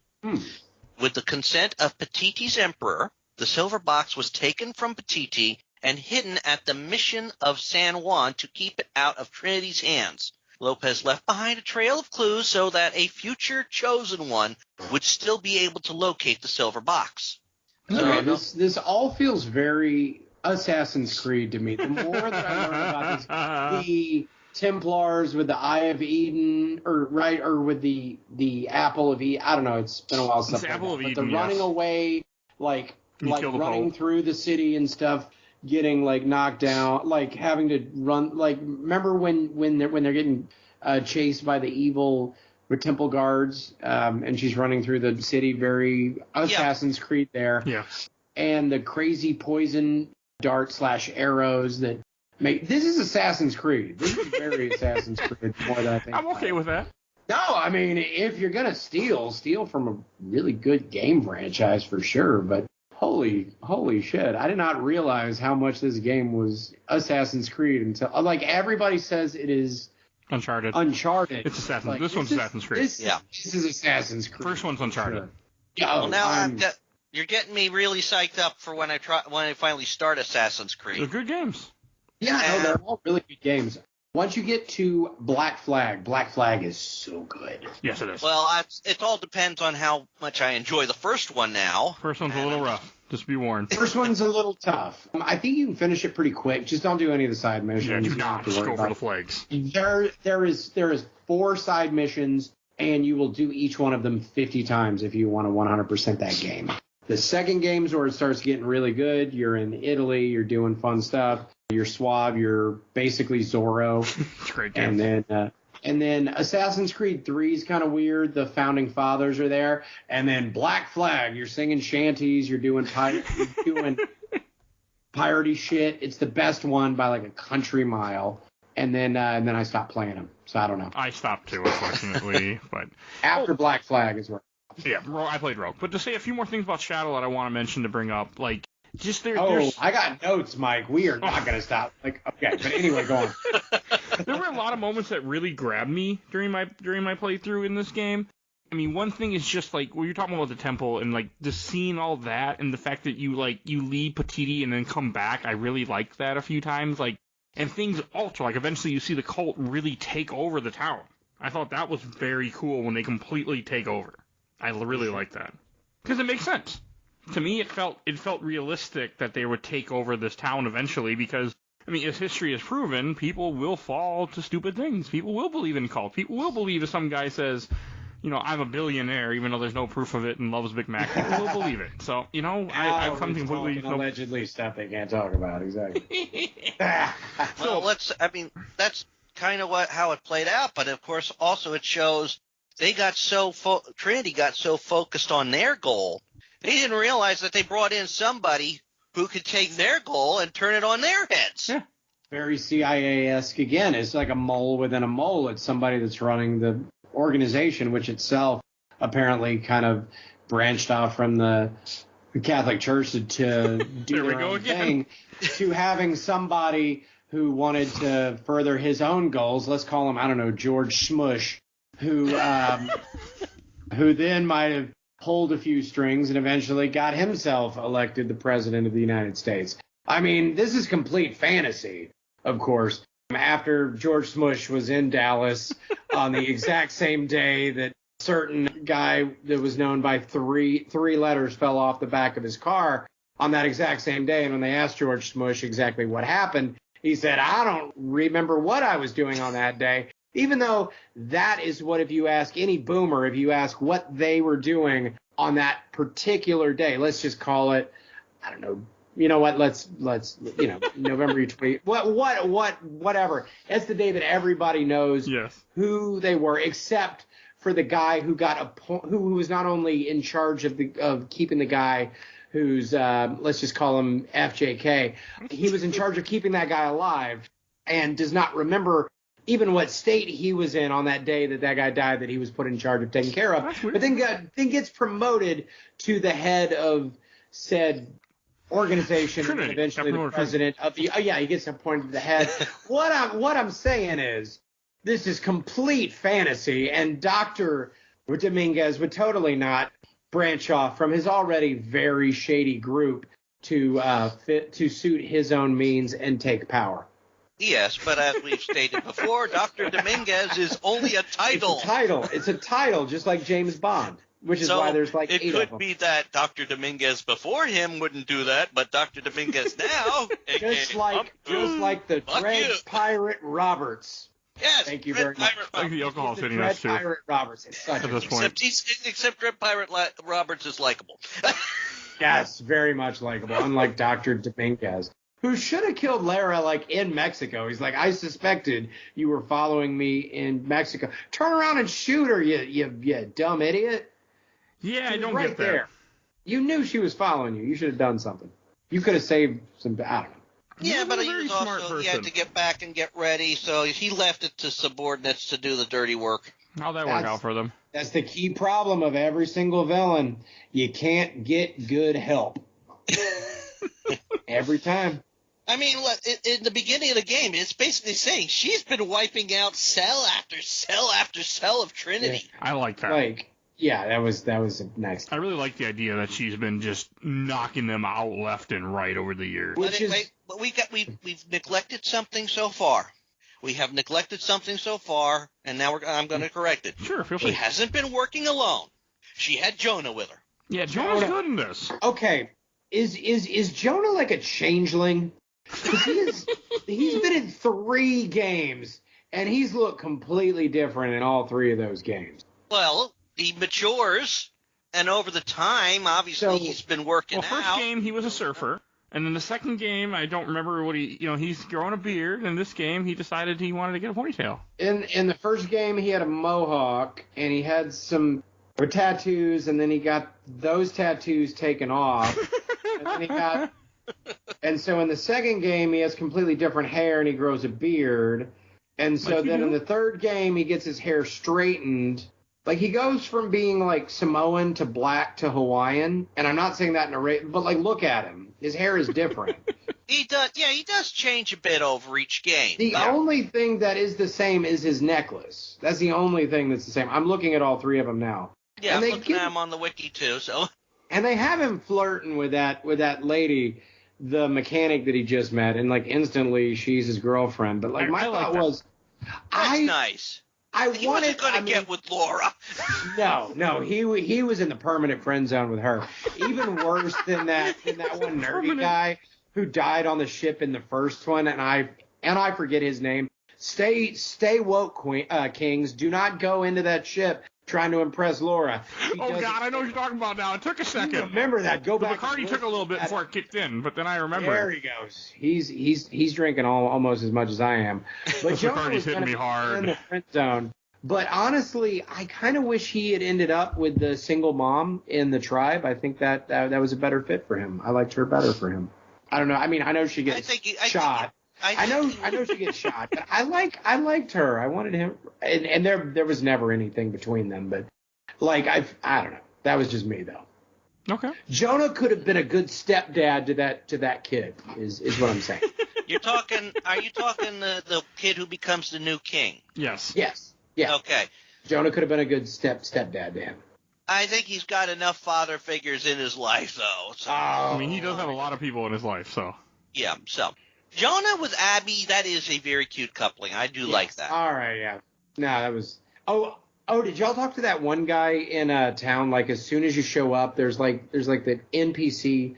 Oh, yeah. And he's like, I waited 2 years to talk to her, and who's this new guy? And I'm like, dude, you had... Bro,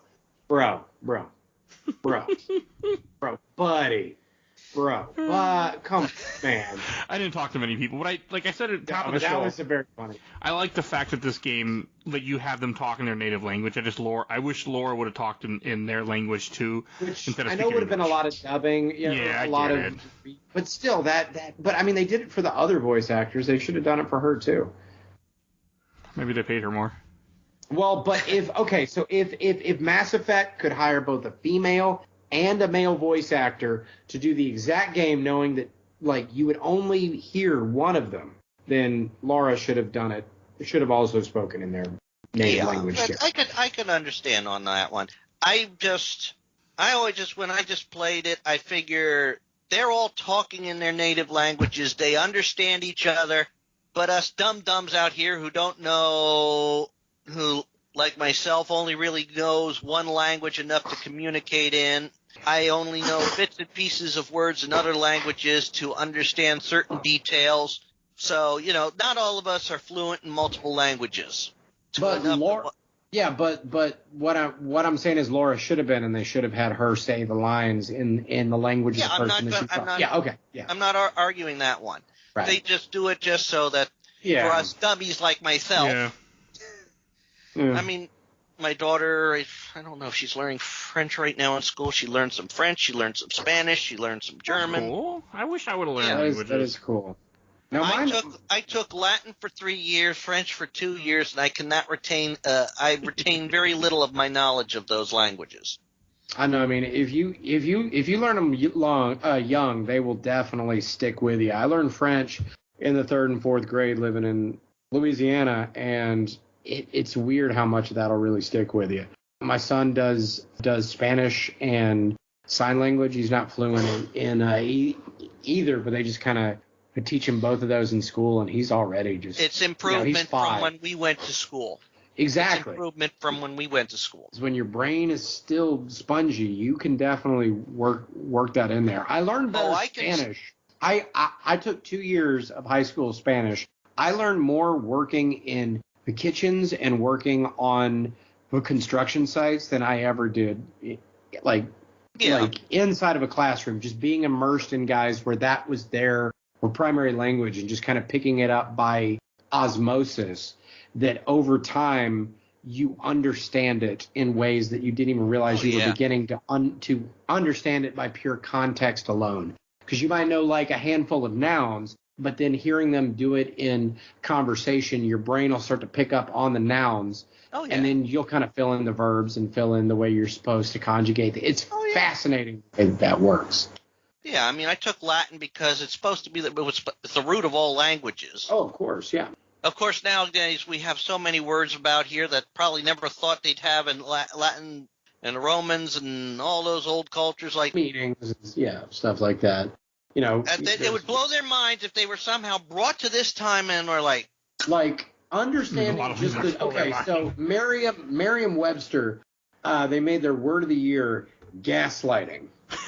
So if you're going back all the way back to the Romans, you would first have to explain the concept of lighting gas, which is a whole other thing. That is a technology 1,000 years away, right? Yeah. And you would be like, okay, so it's like a stove, and instead of like coal, there's like, going back even. Okay, so we found very spicy air inside of the ground. We put that into tanks, and then we hook that up to like a rock, and then it makes the rock hot, but then we set it on fire. And then if somebody is trying to convince you that you're crazy for some reason, that's the same thing as you lighting up the spicy air to make the rock hot. Like, they would have no fucking clue what you meant. You realize how many layers upon layers upon layers that would separate you. Yet if I say, hey, bro, quit fucking gaslighting me, you would know what I meant. Yeah. Language is so weird, but as you said, it all goes back to Latin. Yeah. Yeah, I can see that. Yeah.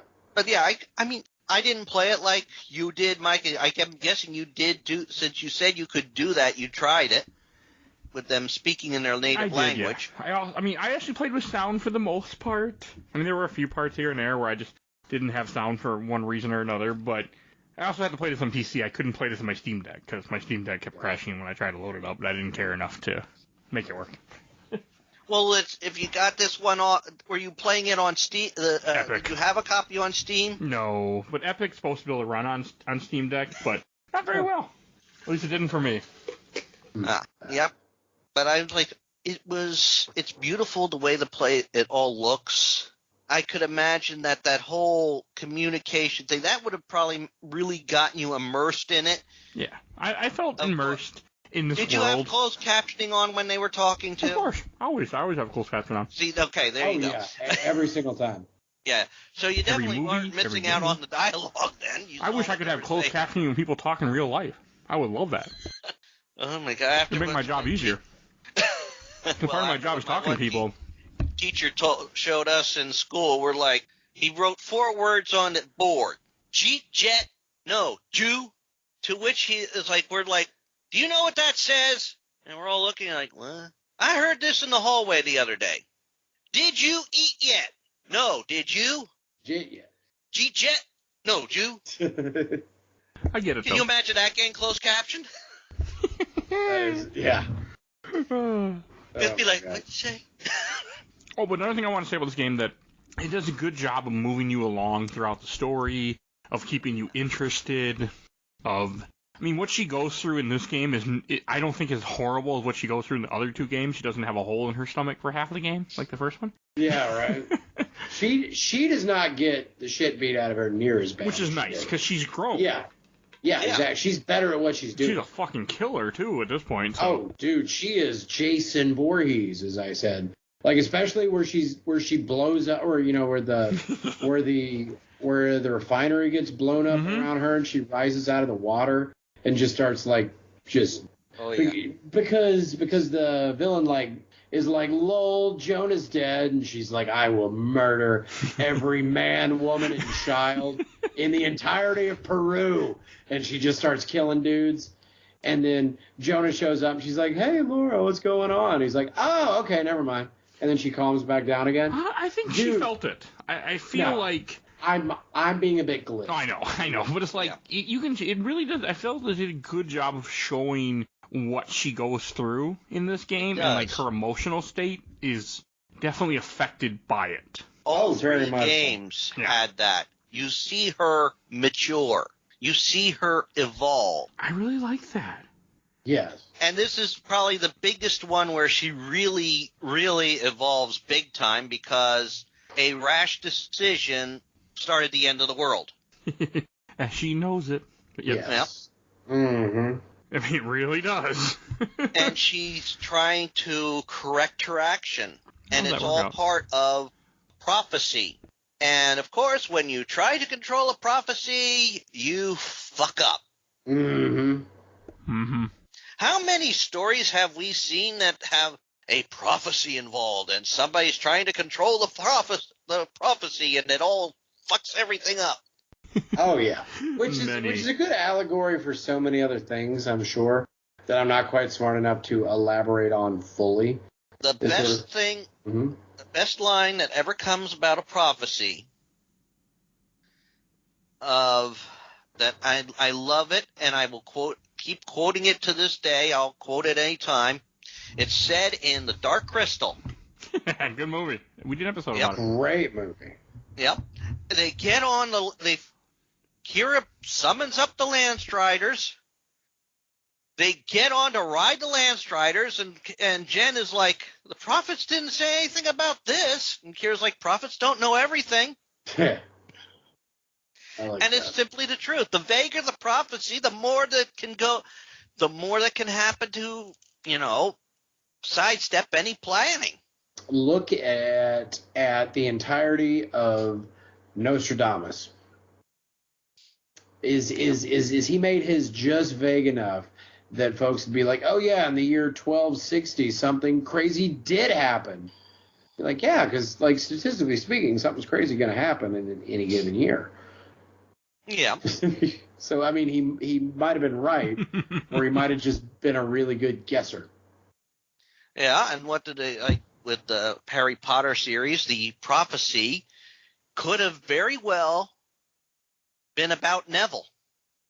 I mean, yeah, Neville did turn out to be the hero. I mean, so both had the potential, and it was Voldemort who made the decision on who it would be. Mm-hmm. All in the attempts to stop it from happening. That's how it works. That's the thing. Yeah, all prophecies, the more you try and control it, the more you screw things up. Oh, and one thing we haven't talked about yet, but we have to talk about. We haven't talked about her ass yet, have we, in this? Oh, no. There's some really great ass. There's some great. And I'm drunk enough at this point from my Bacardi. I've been sipping away. Again, I don't think it cracks my top 5 video game asses anymore, but it's definitely top 10. I mean, it's there's a lot of them there. Again, still, what's her nose from Dead Space 2 and 3? Still, I think, in my top. No, what the fuck was her name? Yeah, Ellie sounds right. Yeah, it was something like that. No, she has a great dude, absolute dump truck. It's ridiculous. Space has 0 gravity, but she's still doing squats up there. I don't know how that's possible. Oh, man. And, of course, Solid Snake ranks up there. Not from Smash Brothers. They took his ass away in Smash Brothers. I don't know why. Because it's Nintendo. Can't have it's a travesty. No, well, I kind of figured, though, after I fiddled around with some of the other costumes earlier today, before we did this, it's like, yeah, he's going to definitely mention the Angel of Darkness outfit. That's like the first thing I mentioned here. Yeah. He's recorded enough with you at this point. He knows what to expect. He really could. I do. When I said that, and you was like, shots fired, I was like, no. I know what you're going to have. I'm not going to talk about Laura's ass. I'm not. We had to. I will talk about video game butt. She's probably not going to hear me because she's not real.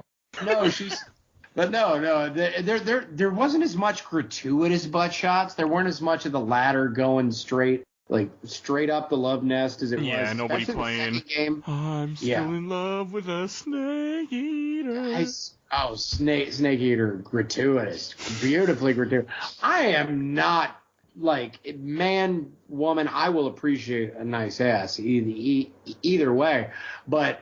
This one, like, I feel like this game did not have as much, like, even though she's going up in the same way that she did in the other games, they really did not linger there. No, and I think it's because of people like me. If I'm well, I think it's more of they were trying. I mean, Laura is known as a sex symbol a lot of times for gaming, and I think they were really trying not to do that as much in this.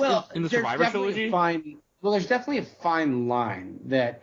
I feel like Lara didn't have as much character development in this game because I feel like I don't know how much further you could go with her based on the first two games. I don't think especially much.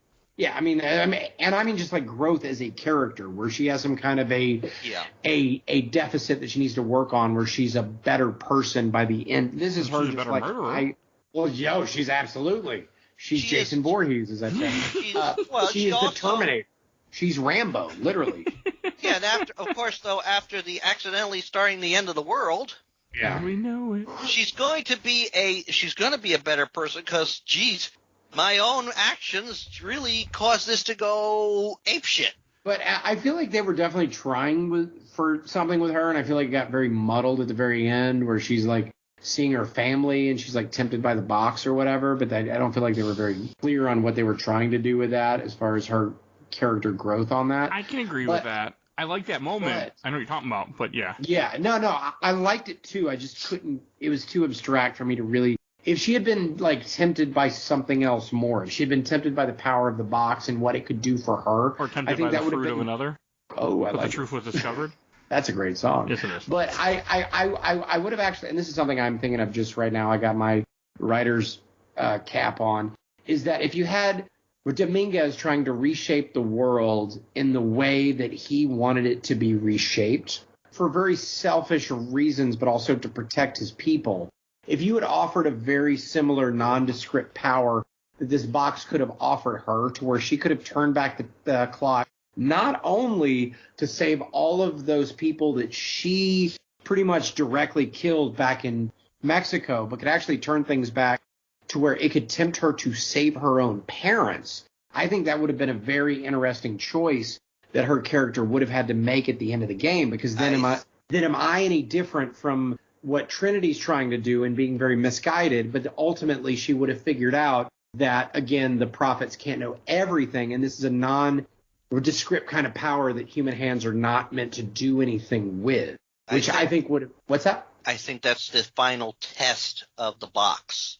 Right. I just feel like they could have spelled that out a little bit more, and they could have established that earlier on in the story. I think they did it in a subtle way that some people might have missed. No, I mean, but I'm saying, like, at some point during the story, like, saying, like, I wish I could do something about all of these people that I got killed with this flood. I wish that there was some way I could see my parents one more time and establish that directly during the story itself. And then Dominguez later on, perhaps when he's trying to get the box from her, could have taken her by the shoulders. Don't you see it, Croft? This box, it can do blah. I'm trying to bring world peace, and you're trying to stop me. I'm not killing people because I want to. I'm doing it for the greater good of the people that, blah, blah, blah, blah, blah, blah, blue. I think box gets in her hands, and then ultimately she has to decide that it's not for her to determine the fates of others. And I do think in some ways, I mean, even Dominguez, even Amaru did not know the full details. Right. He didn't know the full details. He had left with Trinity, but Amaru, Unuratu, that's her name. Mm-hmm. She was training for this. She was conditioning her mind for this. And she took an arrow through the chest, right? Or a bullet? Something, one of those. A bullet, yeah. But you see, that's the thing. So she somehow knew it would be Laura's thing to do. Because obviously her son's too young. Yeah. And we don't know what all, nobody knew the full details of what the whole cleansing and the sacrifice would do. We don't see that until Laura actually passes the test. And I think she was also quite prepared to die there. Oh, yeah. Yeah, I would agree with that. I mean, she fought Dominguez. Mm-hmm. After going through that area with all the undead people, Mm-hmm. the undead supernatural people, with a goddamn base camp. What the were these people thinking? Putting a base camp in an area where you can't save the game anymore. I mean, you run it, just as you're about to start that, it's like you are starting the end of the game. There will be no saving from this point on. You will have quick saves because you reach a checkpoint, but no, you will not be saving it. You cannot set at the base camp. Why put a fucking base camp there? I mean, No. I was 100%ing this game because that's what I do in these games. Yeah. If I can obtain everything, I will. I didn't do that for the next game because I can't pull some of that shit off. But if I can pull it off, I'm going to do it. And the Tomb Raider games, it is easy to pull some of this stuff off. Shoot a damn sea mine. That's easy. Yeah. Shoot a damn bird's nest. That's cruel but easy. Pull down these signs with an arrow and a rope. That's easy too. Yeah. Find these guys running around. Well, give me this goddamn vehicle sight thing that I could see these people in the proper colors. Okay, I'll find them. And that's the one where you got the lockpick. Oh, I don't think I did that. I don't remember That having was lockpick. hard to find them, especially when I had a few times when this game crashed on me. It didn't crash on me. Didn't crash on me either. The only issue I had were faces would like just disappear, so it would just be like the No headless face ghost horseman walking around. Face ghost, coast to coast, love it. Oh god, that show. I haven't seen that in years. I don't want remember to ever having a again. copy of Space Coast to Coast when I was there was an episode on it with my videotape of The Mask. Oh yeah. Oh Yeah. man, that is a core memory you have unlocked. I remember that because I had that VHS. Mike, we are talking about everything except two. That's fine. I mean, we're also. I love it. Me and you are both also pretty drunk. Well, maybe you're not drunk, but I'm getting pretty drunk at this point. I have a nice little buzz going on there. I'm more buzz than I'm okay with, but Bacardi still tastes like shit. So I'm not that buzzed. We've been jumping all over. Well, That's what we always do. Anytime I'm ever on a podcast, this is what I always do.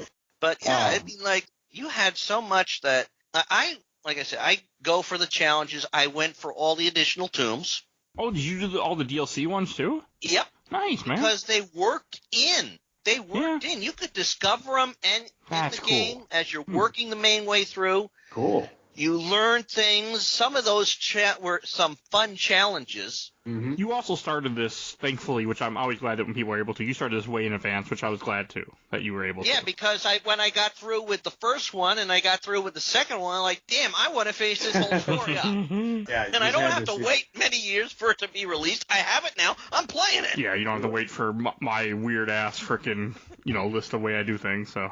Yeah. And I do it because I don't know how long these games are going to take me to play through. Yeah, you're doing it the right way.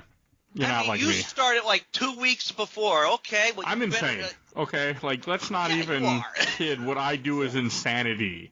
I will say that over and over again. What I do is insanity. How much I edit, how much I play games, and the time frames that I play games, and somehow I work 40 hours a week and have a good relationship with my wife and. Everything Still manage to sleep occasionally, huh? I get plenty of sleep, actually. I'm just very good at managing my time. That's better than me, because I have no idea how I'm doing. I manage you can time see these bags underneath my eyes. So fucking well, There's because I one have thing to. Sleep is what gives up for me. Between the book, between TikTok, between being a dad. Oh, the cows. And the cows. Yeah. Yes. I mean, I'm in this case, I'm glad that my child is in her teen years because, like, if she was younger, I couldn't do this stuff. No, I completely understand. Oh, man. And being a single father now, as I am, I mean, it's not easy. No. Part of my gaming is part of my coping too. Oh, of course. Gaming is a better coping mechanism than other things, so it's good. Yeah, I mean, I became a widower at 43, so... That's young. Yeah. As a guy who talks to a lot of widows and widowers, that is very young. I do actually talk to a lot of widows and widowers, but yes. Neither here nor there. I do keep my cool, and in turn it puts some things into very serious perspective. I mean, I don't... Mike, you're not necessarily aware of this. I've been having trouble posting some of my stuff on the weekend con. Oh. Every time I put a link in there, it's like pending. So, this by the time this premieres, it could be cleared. They're trying to look into it, what's going on, because it doesn't make sense. Yeah, I tried making it as a comment on my own comment on the Facebook post, and... Facebook is just a bitch sometimes. That's all. Yeah. It's not you. It's just Facebook's a bitch. Yeah, it's just Facebook. And it only just started recently. Yeah, it's just Facebook is a bitch. No, I get that. So, I'm being chill with it, though. Like I said, it's just a minor inconvenience. And in the big scheme of things, it's not something to get overly upset about. I'll be pissed I was being pissed for a minute. Or a few minutes at best. I'm like, fuck it. And I want to talk about the final boss fight, which... Yeah. I didn't enjoy as much in this game because it actually reminded me a lot of Uncharted 1 for those that played Uncharted 1. It's a very long, drawn-out fight where you got to keep fighting him and trying to just completely load bullets into him, which didn't feel like... It was the first time in the game where I really felt like I had to just kill. And I was like, Yeah. Well, you do have to, you have to take out certain things. Yeah, you got to kill the other guys around him that are powering him up or something. Yeah. Can I put on my writer's hat one more time here? If you're gonna do this kind of villain, where it's like, I'm gonna take the MacGuffin and I'm gonna turn into the most unkillable beast that you could possibly be, but then that was his final form, right, Richard? That was pretty much, yeah. Okay. He was taking on the powers of a god. Right. So then I could just unload a bunch of bullets into him and he'd still die. So was his master plan just to show up at the capital of Lima and just tear a bunch of stuff down and take on the military? Because the military's got a lot of bullets. So I feel like they would have just shot him and that would have been the there was probably something else in there, because as he is getting his power, he's got to use, he's gaining these powers pretty much because he doesn't understand it.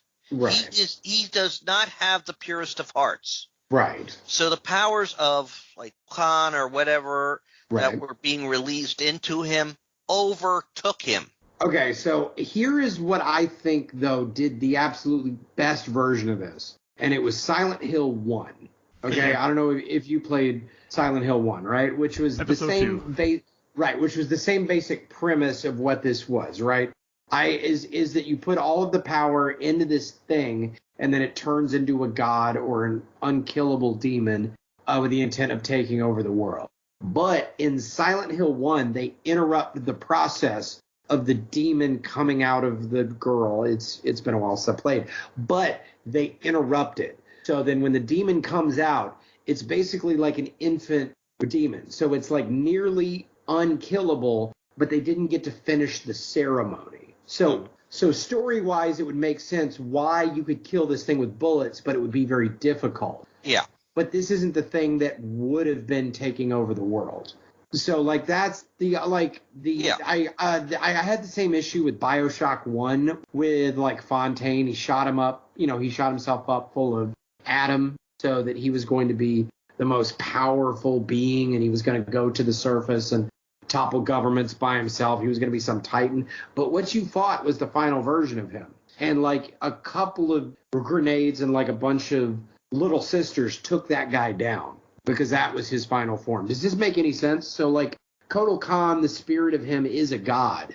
But I feel like they should have been putting it into him and at 70% they shot him and it interrupted and he turns to her and he's like, fuck you, I'm gonna kill you and then I'm gonna finish taking over and becoming the thing, and then it would also make sense for him to get killed with 28 shotgun blasts to his head. However, and I also have the wiki open. Yeah. So that whole battle, she interrupted the whole procedure. Okay, see, I wasn't sure if that translated. The ritual was not fully completed. Okay, so it wasn't fully done. So they did do the Silent Hill 1 thing. Now, when they're wrestling for the knife, Mm-hmm. she does eventually, once you get to that point and, disrupt his power enough, she's able to use the knife. The knife would be the only thing that could really hurt him. Right. Because it's not just a ceremonial thing. It's actually got some power to it. Okay. And that makes a little more sense. You actually get the real him in his final words, because he said the final words he says is to Laura, protect Patiti, please, Laura. Which fits, because that's what his whole motive is to protect his town, his city. That's why he does all this shit. Yeah. And again, I mean, maybe this is on me for not reading into everything like I should have. I don't know if it was spelled out in the story as well as it should have, or if I just wasn't watching it as closely as I should have been. But learning from you, there's definitely a lot of context that I feel like I missed in the story, and I could have gotten a lot more out of it. Yeah, I mean, you were rushing to get through it. Yeah. You probably close out after everything you find, or a document or a statue and all that. You'd close out of it before listening to it all. Okay. So this plot might actually be giving a lot better, might be a lot better than I'm giving it credit for, because I feel like I was just taking it at face value for the cutscenes themselves. Yeah, the cutscenes give you a base.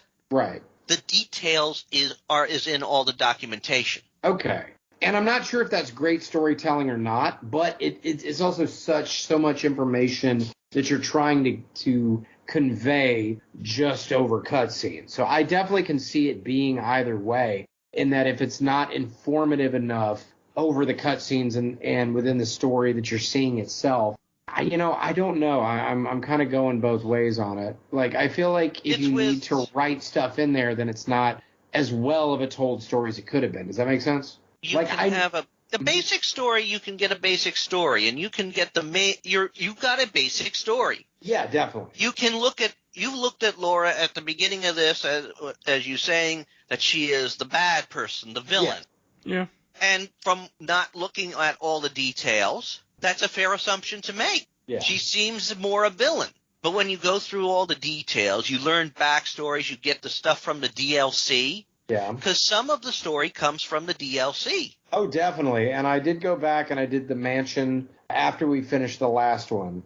I'm glad you did that. That's a good Yeah. That was a good chapter. I was told you would get more context for this game based on that, and it did. I felt like I got more out of the scene, especially of her childhood and her parents off of that, and then finding her mother's crypt that was hidden down. I thought that was all really good. Yeah, that was beautiful. So I definitely feel, but I'm not sure how good of a story of how good of a story it is to tell if you need everything for it to make full sense. If you have to get the DLC, if you have to read everything for it to make full sense. And I can't really answer that one way or the other, because somebody's tolerance for that is very individual. Yeah. Now, just as an example, and I'm going to use this as an example, I actually just started playing it again. King's Quest VI. Yeah. Now, that's a story that has some basics to it, but depending on choices you make later, at one point in the game, and choices you make during the course of the game and things you complete during the course of the game, you can actually have bad, troubling ending. Mm-hmm. While you have the initial happy ending of the wedding of the two characters, you actually get levels of success and thought process. Like, you don't get to meet this one character or get his help. He's not going to be totally sure on if you're a good person or not. You don't find these items that were stolen from all the islands. Well, you still got to deal with the turmoil that's going on between all the islands. You don't take this path and rescue the parents from the world of the dead? Well, they're not going to show up there, and the wedding's going to be a bit somber. You get this you let this genie get killed? Well, then your family isn't going to be there. Didn't get your ring out of Hawk? Well, then that's going to be, that affects things. You can't use that as a wedding ring. So even with a basic story, you get a ending that could be a lot better. Adding all the details, learning them as you play, not skipping over them. Right. You get more details that you didn't necessarily get if you were doing like a speed run. Right. Anytime you play a game, first runs should be leisurely. they should be attempting to do what you can, getting the story, learning the story. Because if you speed through and skip every cutscene that you can, you will get to the end of the game. I beat the game. How was it? It was boring. I mean, the action was great, but I didn't see a story. Well, and I think that, again, there's sort of two things. One is somebody's tolerance is about whether or not somebody wants a game in which they can get lost in a lot of reading. Things like Skyrim, absolutely. You can find that there's cookbooks that'll build the world in Skyrim.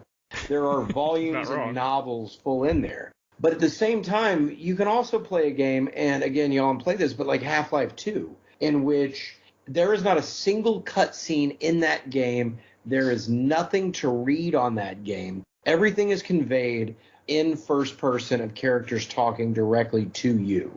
Yeah. And you get backstory, you get what happened at Black Mesa, even if you never played the first game. And you can allude to what's going on.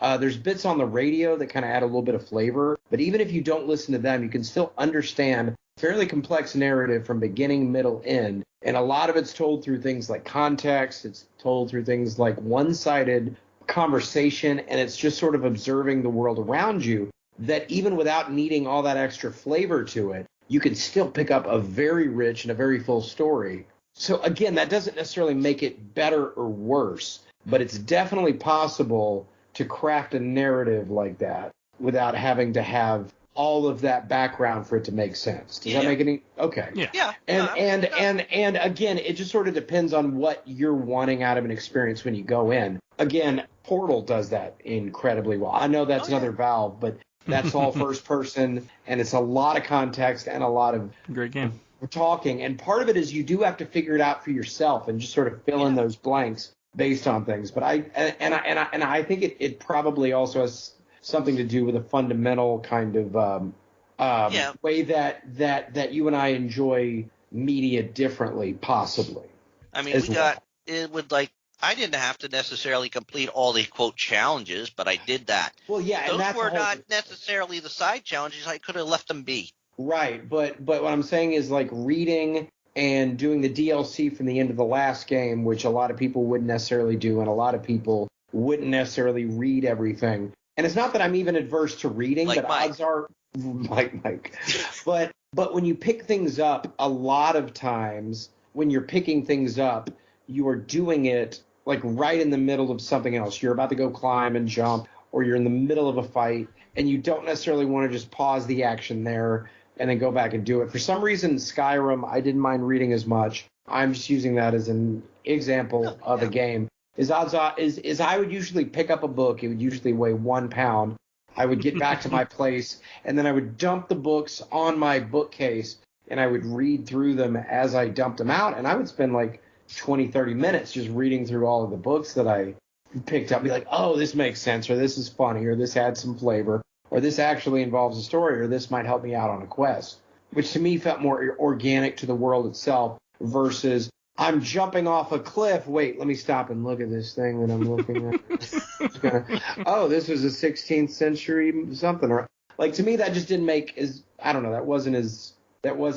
Yeah, I can see that. If I'm not going to read something if I'm jumping off a cliff. Right. But just even me in a sense of like, I didn't want to break the action of what I was doing at the time. And unless I was at a campsite, there really wouldn't be much of a reason for me to go back into my menu and look for that stuff. Mike, we are coming up on 2.5 hours. Yes, I know. That's why I'm about to start. Podcast, yeah. Do you want me to quickly go through the notes that I... Sure, no, feel free. Okay, yeah. This will be really quick. Well, good thing that all of the trials were like climbing based, because otherwise Lara would have been fucked. Imagine. No, I mean, really, they're just called the trials. The trials could have been anything. This could have been a Mayan spelling bee. All of us would have been fucked. It would be like, they would be like, you have one chance to spell Quetzalcoatlus. Fuck, spikes, dead, end of game. Could have been. I could feel the smallpox spreading as soon as Lara and Jonah set into that village. I just knew it. Okay. Let's see, yada, yada, yada. Wandering spiders, which I brought this up during Metal Gear Solid 3. Do you know what the main side effect of wandering spider venom is? No, I don't even know what a wandering spider is. It is a very deadly South American Spider, but the first thing, remember the assassin that was up in the trees in Metal Gear Solid 3 and he would turn invisible? Yes. His darts used walking spider venom. The main thing that it's going to do to you before it kills you is induce priapism. Take that one home with you. I don't know what that is. If you have an erection lasting longer than 3 hours, please consult your doctor. That's okay. That's priapism. If you get bitten by a Brazilian wandering spider, you will get up and you will stay up, although that's going to be the least of your problems. Metal Gear Solid 3 definitely did that on purpose because it's funny. But the main venom that you use to make your poison darts and stuff in this game comes from venom that will... So think about every one of those guards that you shot with that arrow as they were freaking out or they were getting stunned or whatever. They were harder than fucking calculus just before they died. That is a fact. He's gone nuts. Yeah, he's definitely gone nuts. Stuck in there. Ah, God, it hurts. All right, but you can look that up. The snake key looks like poo. I just thought that was funny. It looked like a poo emoji, and she sticks it. Okay, I just thought that was. Okay. At the oil refinery, they all had Stormtrooper aim, which was fitting 'cause right after that. Like, they're shooting through open grates, and there's just stuff. Hit you. Yeah. Yeah, no. They cannot. Then Jason Voorhees, yada, yada, yada. During the stealth sections, why doesn't Lara pick up a weapon? I don't know why. She kills dudes. She loots their body. I had the... Because the guns are coated by nanomachines, so if you're not coated to wear... Oh, sorry, wrong game? Yeah, I got nothing. Yeah, that's a whole other game. No, but it was for plot convenience. Yeah. I'll pick up arrows and ammo and stuff, but for some reason I can't pick up their gun. I get it. She wants to stay stealthy. But in the context of this game, Lara does not know if she'll ever get her weapons back. I mean, we know she will because it's a video game. But assuming this is real life, she's going to assume that she's never going to get her guns back while she's in stealth mode. She has an open holster anyway. Maybe save it for later. That's just take the damn weapons, yeah. Yeah, take the damn weapon. Even if you press the button to switch it, she might just think to herself, I can't use the weapon now. The guards will hear me. Perfectly fine. Okay. Yeah, but I mean, also I could say like most of those times you were basically in a section where you shouldn't be using the guns. Exactly, which is why you and I know that she didn't use it. Yeah, because the video game said no. But if this was real life, she should have picked one up. Okay. The light puzzle towards the end of the game took some serious Raiders of the Lost Ark logic, where like they're really lucky that it was not a cloudy day and it was the perfect time at the perfect time of year. The light went straight down, hit the mirror. Oh, you mean in San Jose? Yes. In San Jose. That's the only one I looked up. That was the only puzzle I looked up. So yeah, yes. That one was really, but it was the perfect time of day. If they found that thing at like 2:30 in the afternoon, Jonah and Lara would have had to be like, well, we're gonna have to come back tomorrow. The sun's already too far. Or again, if it had been raining, if it had been cloudy, if it had been, I don't know, fucking October and the sun isn't there at that time of year. They got real, like, insanely lucky. Yeah, it's always that way in any damn movie. Again, it's that whole Raiders of the Lost Ark, which I think even in that movie, they're like, this will only work one day out of the year. At least they acknowledge it then. This one is just convenience. Because it's a very thin light. It's always damn convenient. Yeah, Ocarina of Time did that too with the Sun Shield. And then final note that I have is this game needs more giant fish. I saw them in the market. There were arowanas. They were the size of a man. I wanted to get in that water and see a giant arowana and or a catfish if you must. They exist in this world, much as they exist in our own world. Just there are legendary animals in this game anyway. Give me one legendary giant fish. Mike, you know I love fish. This is why this game will not get 10 out of 10, because it did not have giant fish in it. And those are my notes. Okay. Well, I want to, before we go any farther, though, I do want to mention one thing. We didn't get to mention it because we mentioned the final battle, but the final DLC, which really does a nice little thing.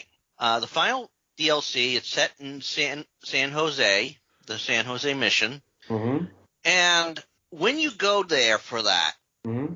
and they complete the ritual and restore the sun's energies and all that, the Axel were sighted heading for San Juan. And Mhm. I've been saying San Jose. I'm sorry, San Jose. It's San Juan. San Juan. Juan is better than Jose. Oh my God. Except Jose Jalapeno. All right, keep going. But go into that final path. Forget what it's called. But when you do that one and you follow the path, find out that they have gone to the Silver Gate that takes them back to their creator. And it's such a fitting end. They fulfilled their job. Now all they wanted to do was go home, and they got to go home, which makes these creatures all the more lovable or likable in this game. Yeah. These are the first time we really had a supernatural quote enemy that when we fought them at first, then they become our allies, and then you see that they did their job. They went home. Yeah. They went home. They got their reward.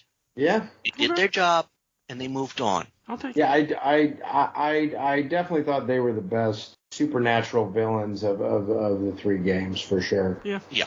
Better than the Oni, better than the other ones. What were those called? God, the Oni, I don't remember what the hell they were called. The immortal guys he's talking about. But yeah, I thought these were the best ones. Yeah, definitely. They were. Tons of personality to them. Yes, they had personality to them, while the others were just Monsters? Yeah. They got the sucky end of immortality. Yeah, they were like zombies. Yeah. I mean, the ones in Yamatai, we must protect the queen. At all costs. Yep. Yeah, I mean, we Wasn't a failed very good that life. she died, but we must still protect her because her spirit's still there, and we will protect her. I don't care if you're trying to help her. I will kill you.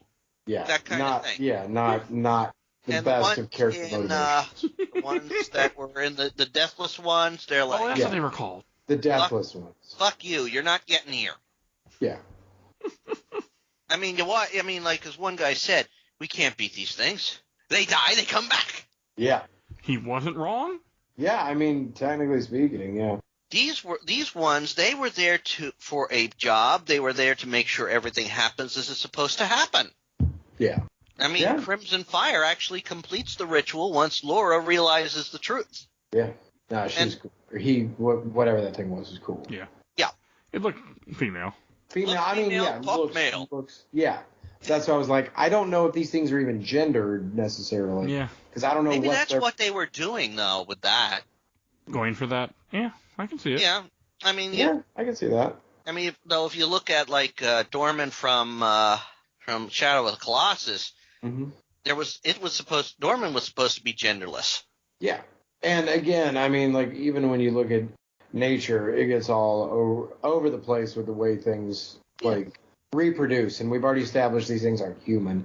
So, presumably, even if there's some kind of mammal, they could technically lay eggs, which means they could then give birth, or parthenogenically, in the same way that, like, any egg-laying species can. So the males could completely be both sterile and superfluous, and they could still be keeping an entire species. We have no clue, but I would love to study them just from that kind of perspective, because that's what my bachelor's is in. All right, I think we should get on to questions, comments, or memories. Probably a good idea. Because I want to go to sleep. And this is almost... All right, I only got comments from one group. I watched the entire Obelid Super Replay group, which is always usually friendly to me. First comment from David Lewis. I remember it not feeling as good as Rise, and the world wasn't as fun to explore for me for some reason, but I still get a good amount of enjoyment out of it. I found the story to actually be pretty memorable, more so than Rise, despite thinking Rise was a better game overall. It was a very solid 8-ish game to me, though. Kind of missing the series at this point. Okay, I completely can see that. Oh, yeah, I can see that, too, except, I mean, my only complaint is all the damn QuickTime sections. Yeah, I don't there were a lot of those. Yeah.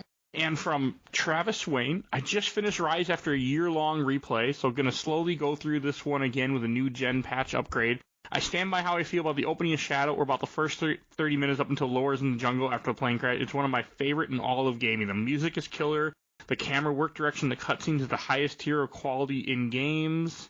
I'm anticipating my feelings may change as I play through again, but my overall thoughts were that it has few of the best singular moments in the reboot series and even Tomb Raider as a whole.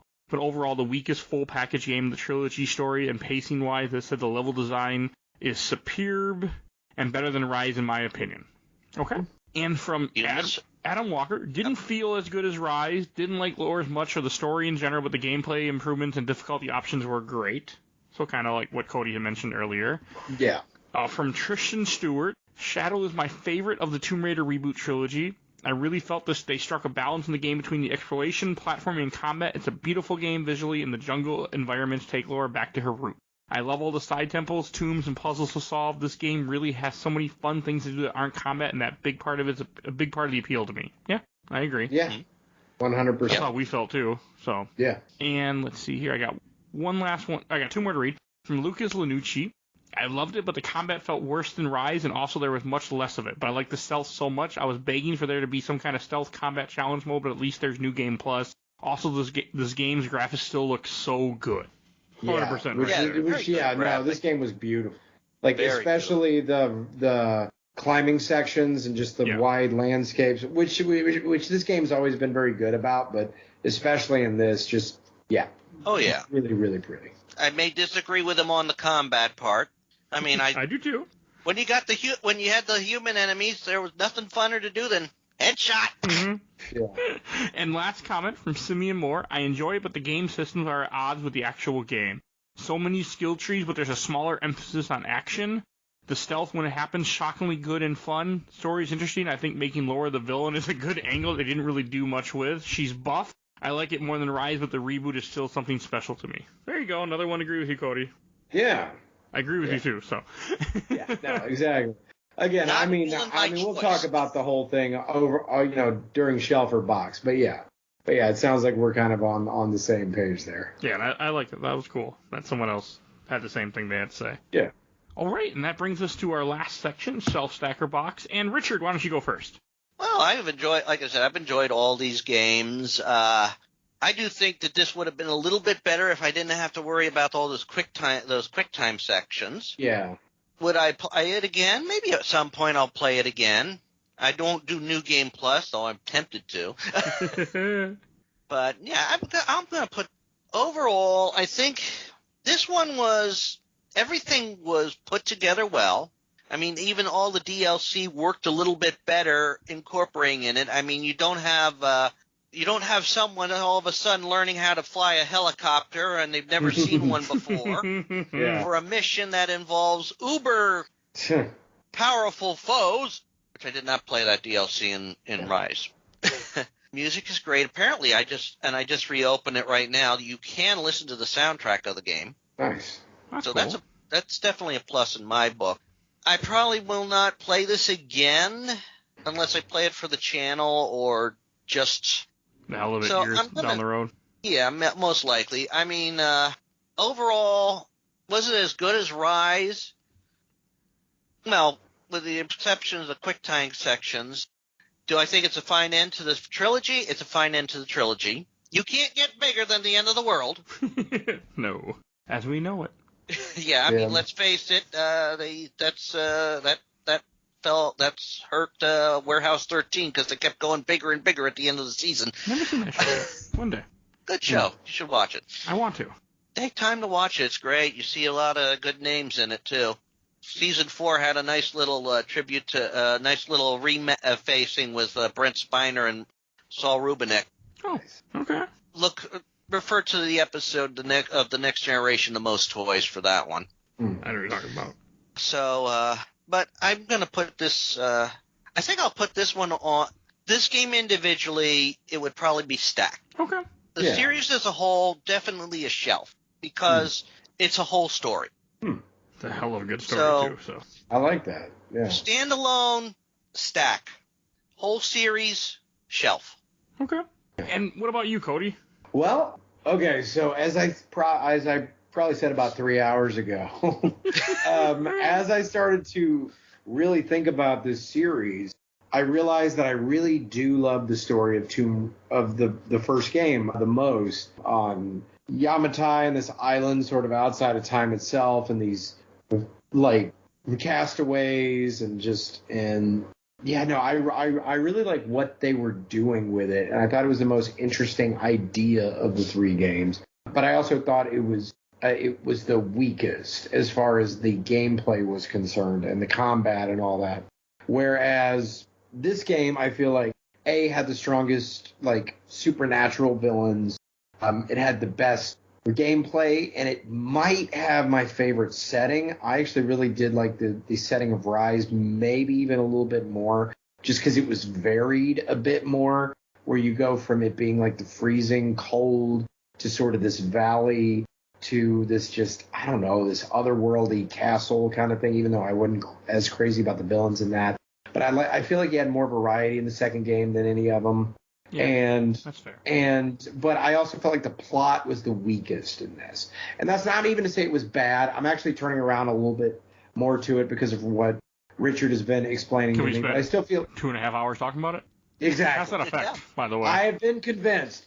But therefore I felt like the plot was the best at like plot good, game like the gameplay bad, and then those two things sort of slowly sort of like changed each other out until but they kind of met in that sweet spot in the middle of Rise.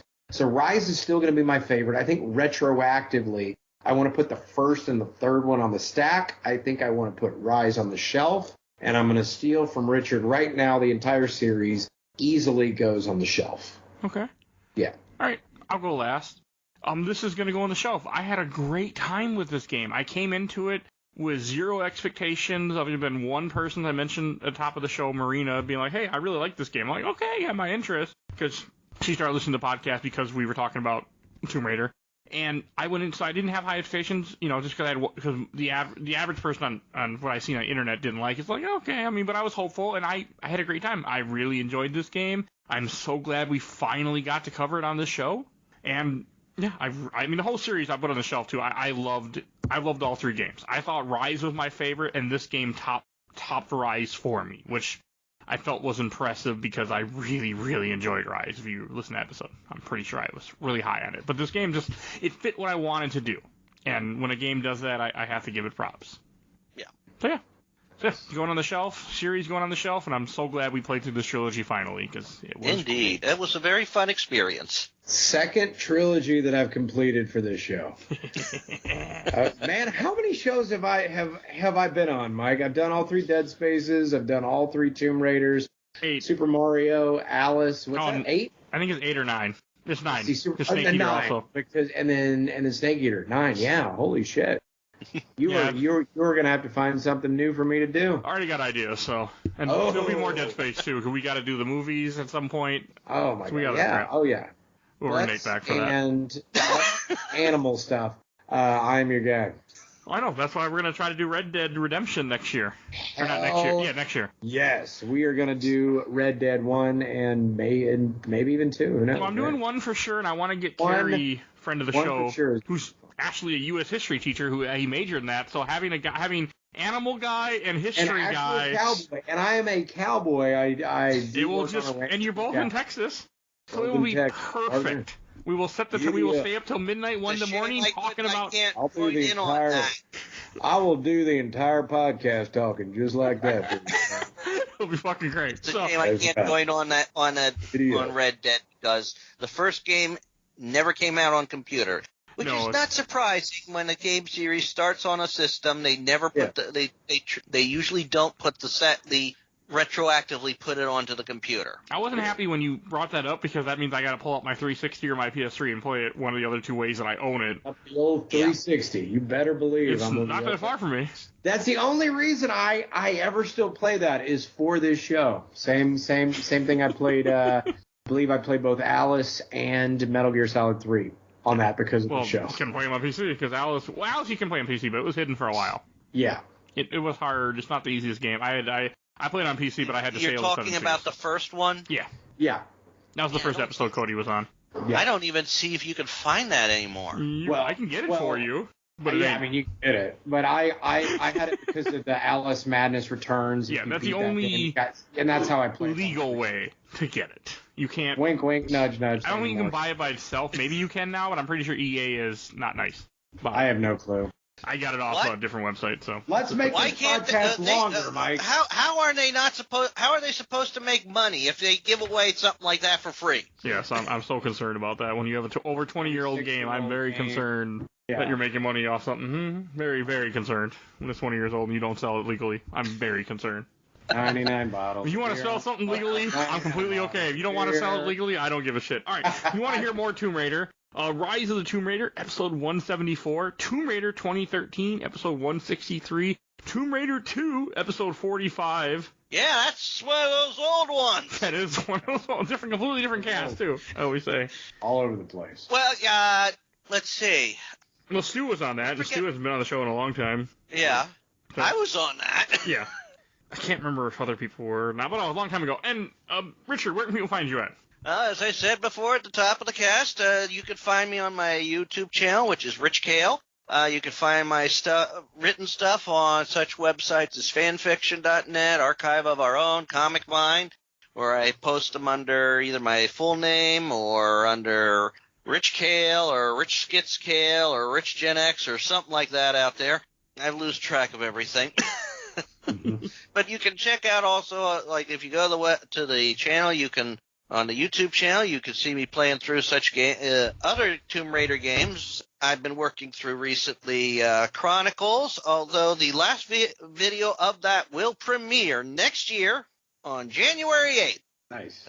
I just recorded that on Friday, and of course, I've got a whole year pretty much almost booked up for video. I know the feeling.